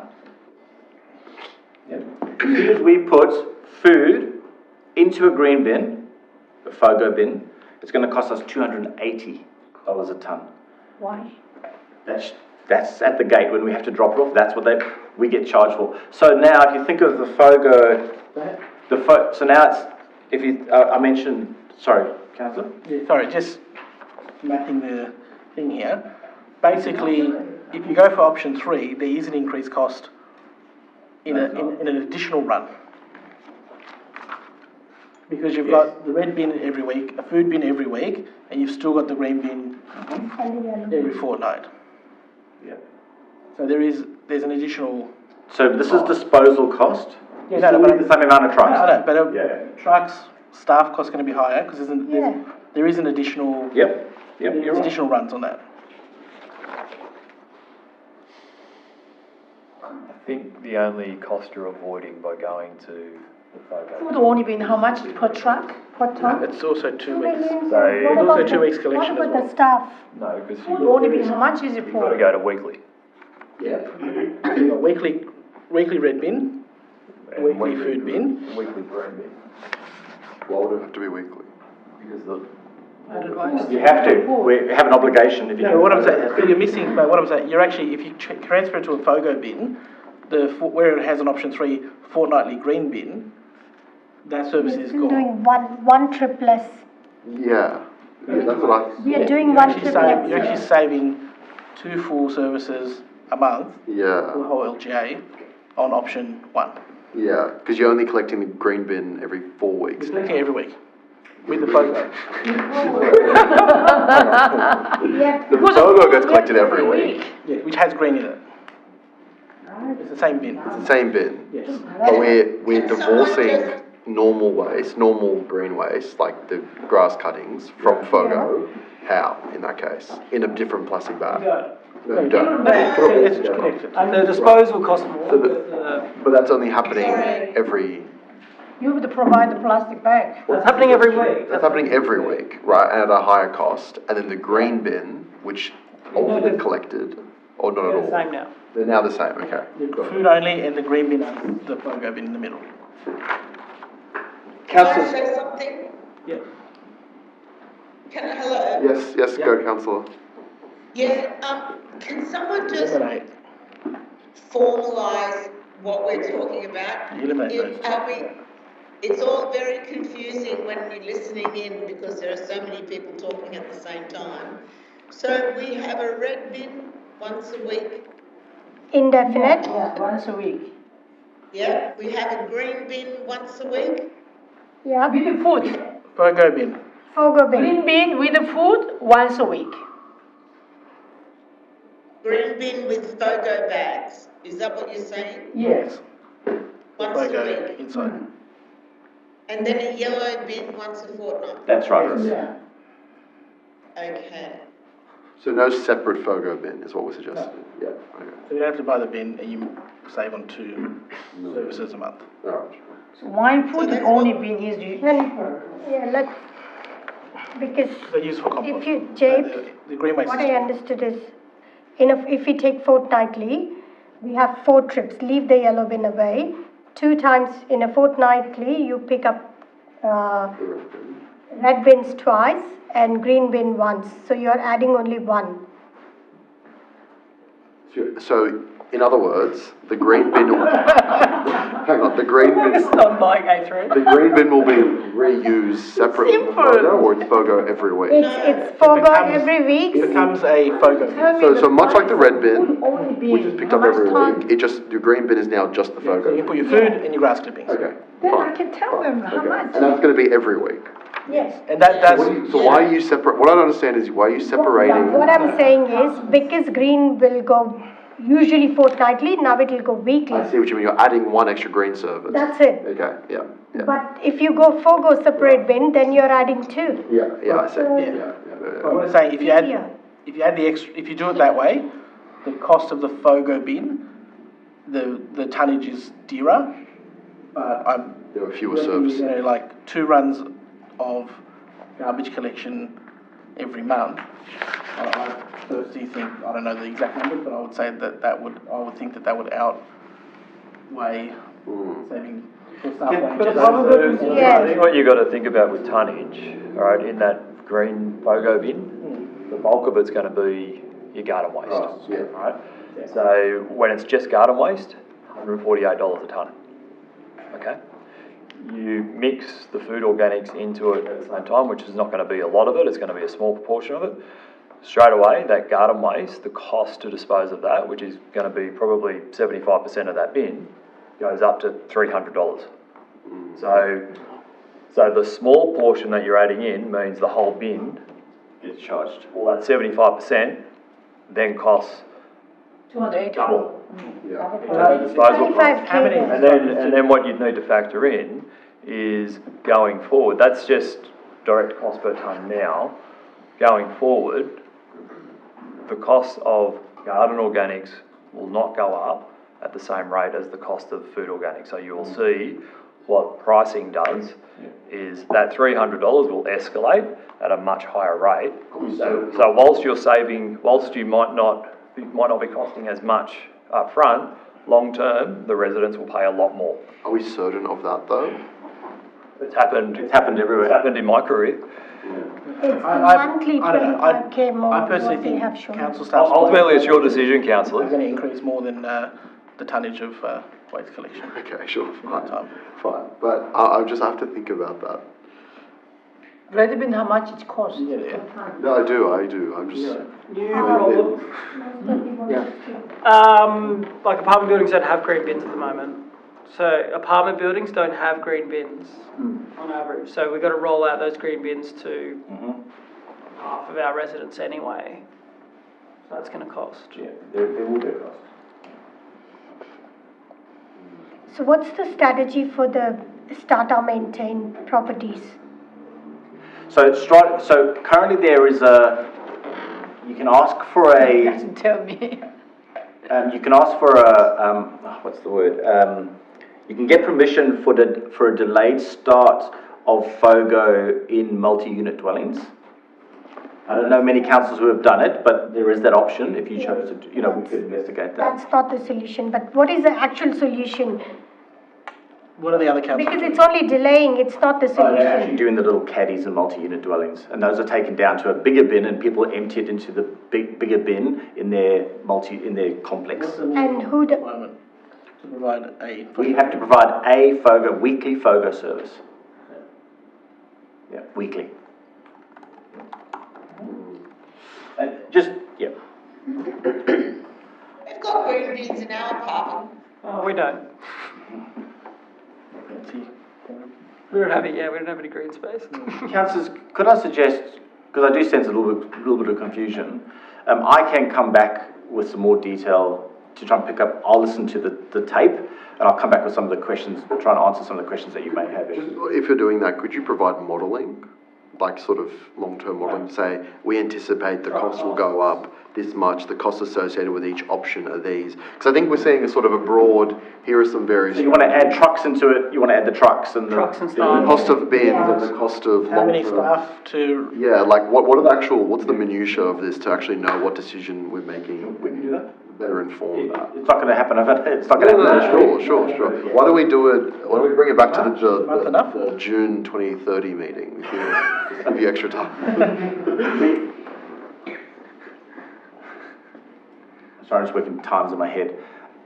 Could I suggest we bring it back in July? Sure. Is that right? yeah. The rush. And we would like to keep the red bin indefinitely. No, I agree. That's fine. I have no issue with that. Right. We have to make a decision of sorts. Could I move an amendment that we delay this until further advice is provided? To the meeting. Delay to the July meeting, yeah. Later. Okay, To August. We've got to start the plan. Could I, second, yeah, somebody needs to move. or could I'll move them. I'll second it. Okay. And then I'll also provide an amendment just to say that we delay this until the July. July meeting. So I guess we have to remove. Just notes and where's the Just on the, recommendation? no, just on the top. Move number 2. So remove, I think just make it. I think we have to remove 1 and 2. Yeah, so let's remove 1 and 2 and say that council notes the report as 1.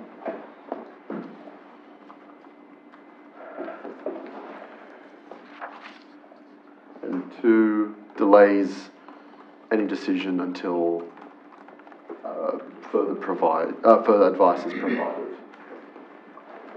July. That's it. All good. Alright, and I accept the amendment. Accept. Accept your amendment. Vote for the amendment. Okay, can we have the vote for the amendment? No, for the motion. Motion, oh, just for the motion itself? Yeah. Oh, thank you. Can we have the vote for the motion? Yeah, I think the motion was carried unanimously.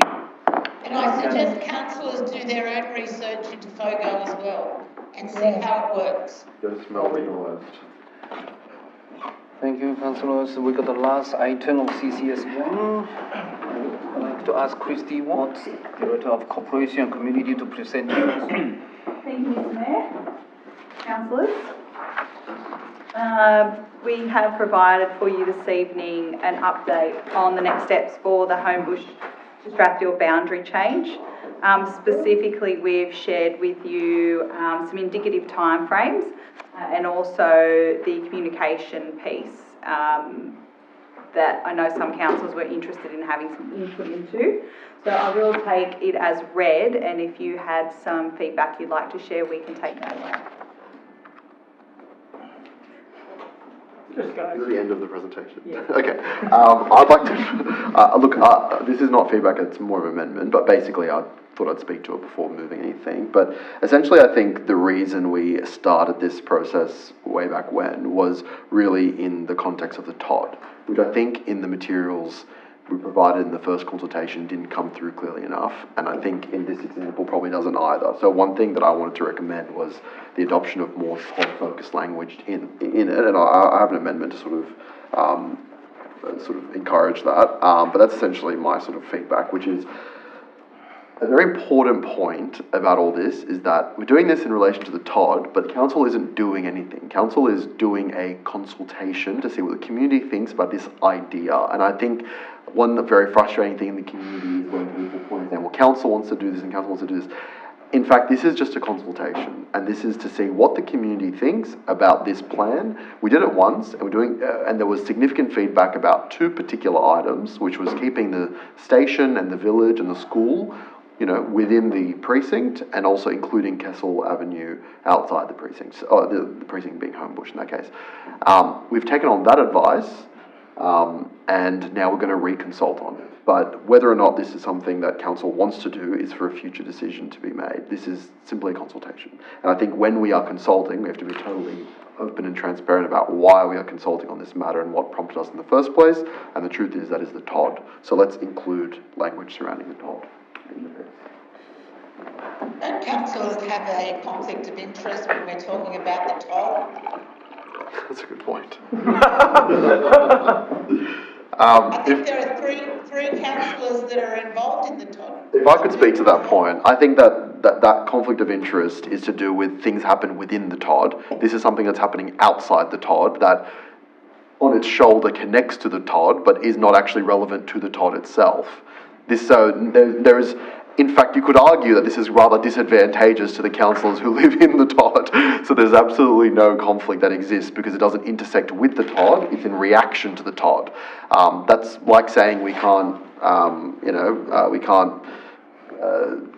upgrade a park a kilometre away from the TOD in anticipation of the growth of the TOD because, we can't support it in this context because of the fact that it's in relation to the TOD. I mean, it's not actually something that's inside the TOD or connecting to the TOD, it's something that's in response to the TOD. In fact, we could argue, if that's the line of thinking, that no decision would of this council, particularly because everything these days relates to the TOD, and being a growth council, no decision could be made with those councillors in the room, which I think is a ridiculous conclusion to make. So I would reject that suggestion.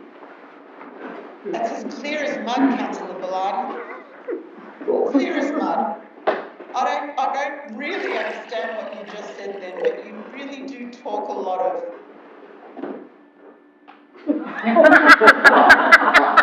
I'll note that the councillor's audio just cut off when he was trying to say bullshit, and I'll raise a point of order for the councillor using uncouncil.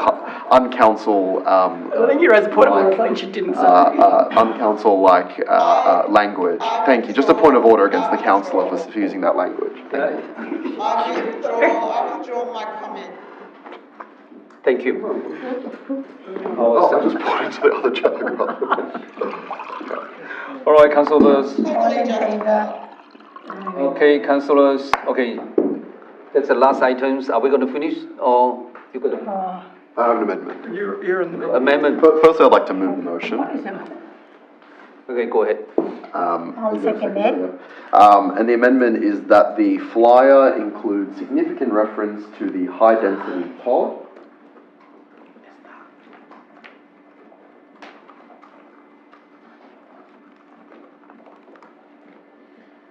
In brackets, transport-oriented development. I do not agree.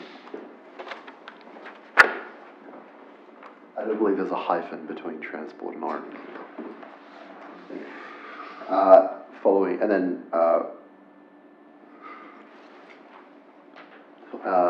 before the full stop, then plans including, comma, at least, colon,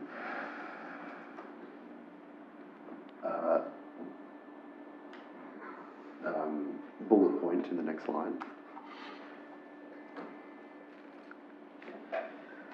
Explanation of the state government's high-density plan.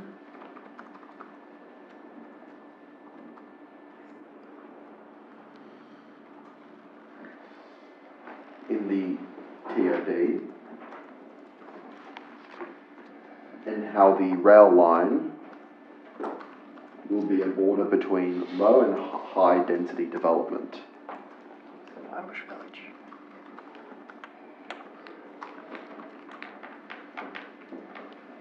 And then a second bullet point, thank you. A graphic showing the TOD with suburb boundaries and the new boundary superimposed to show how different the areas will be once the TOD is developed.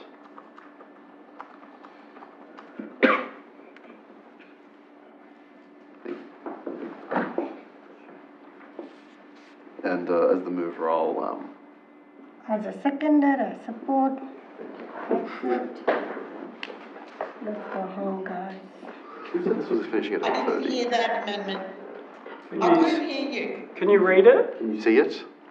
No, I can't see it. Okay. It's to do with the TOD. Anyway. Look, Is Burlington Road in the top? No. So, Councillor Barty, are you going to read it? No. No, it's not, Councillor. Is Burlington Road in the new changes of the boundary? No. Okay.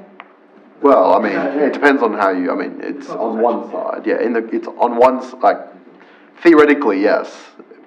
As in the sense that it's inside the part of Homebush that's south of the rail line, which is the entire. Right, that's part of the new change. Correct, yes. Yeah, okay. I was thinking of the amendments to the MSMA. Where am I standing? Anyway. You're going to read it for council. Oh yeah, that's fine. The point. Don't worry, I don't have to. Very good. Not voting for it anyway. It's irrelevant. It's irrelevant. So that's my conclusion on my hand. Councillor Bellardi, just a point of order, sorry, through the chair. Councillor Bellardi, do you have relatives that live in Burlington Road? It depends on the definition of relative, but for the record, I do have a sister who lives on Burlington Road. Yes. Yeah. Yes. And she's going to be part of the change if this change goes through. She would, amongst tens of thousands of others who live in the. You have definitely a conflict of interest. You shouldn't even be in the chamber. I disagree with your definition there. I'm happy to take governance advice on it, but that's a conflict I've declared, and that's. Brothers, sisters, aunties, uncles, fathers, mothers are all part of it. And cats and dogs as well, apparently, yes. No, I personally reject that. Happy to take governance advice if governance is happy to speak on that matter. If I can ask through the chair. I've made that declaration in my formal declaration of interests within the Strathfield area. That is there. I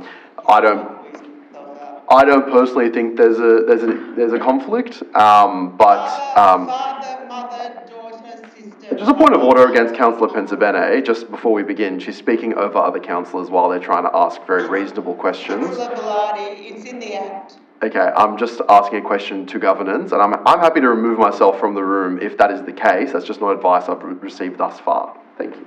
Thank you. Governance? Through you, Mr Mayor, as with all conflict of matters, it's a matter for the council to determine their own conflict. There's no direct answer to whether it is or not. It would be a non-pecuniary conflict, and then significance is a matter for the council to determine, and action consequently. Yeah. So I'm happy to note that there is a non-pecuniary, non-significant interest there, and I'm going to stay in the room as I have been on this matter.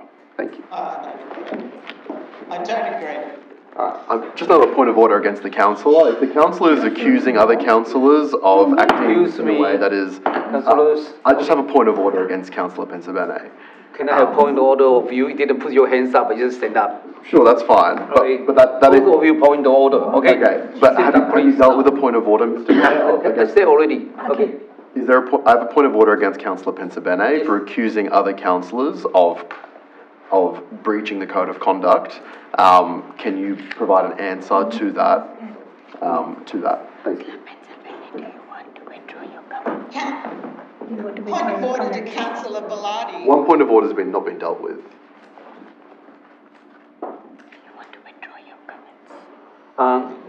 Councillor Pensabene, do you want to withdraw your comments?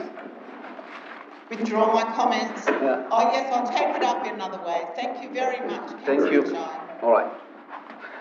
Okay, councillors, okay, now I put the motion to the vote. All those in favor, please raise your hand. The last, Yeah. CCS 1. Amendment? Yeah. So just motion, not amendment. Okay. Yeah. Councillor King, Councillor Bellardi, Councillor Sandy, Councillor Tsai. Against? Change? Against? Against. We are done. Councillor Clemore, Councillor Northworthy, Councillor Pensabene. I think a motion carried. Okay. Okay, there be no further business. I declare meeting closed. Time being This one, that one, I don't know, same. 10:11.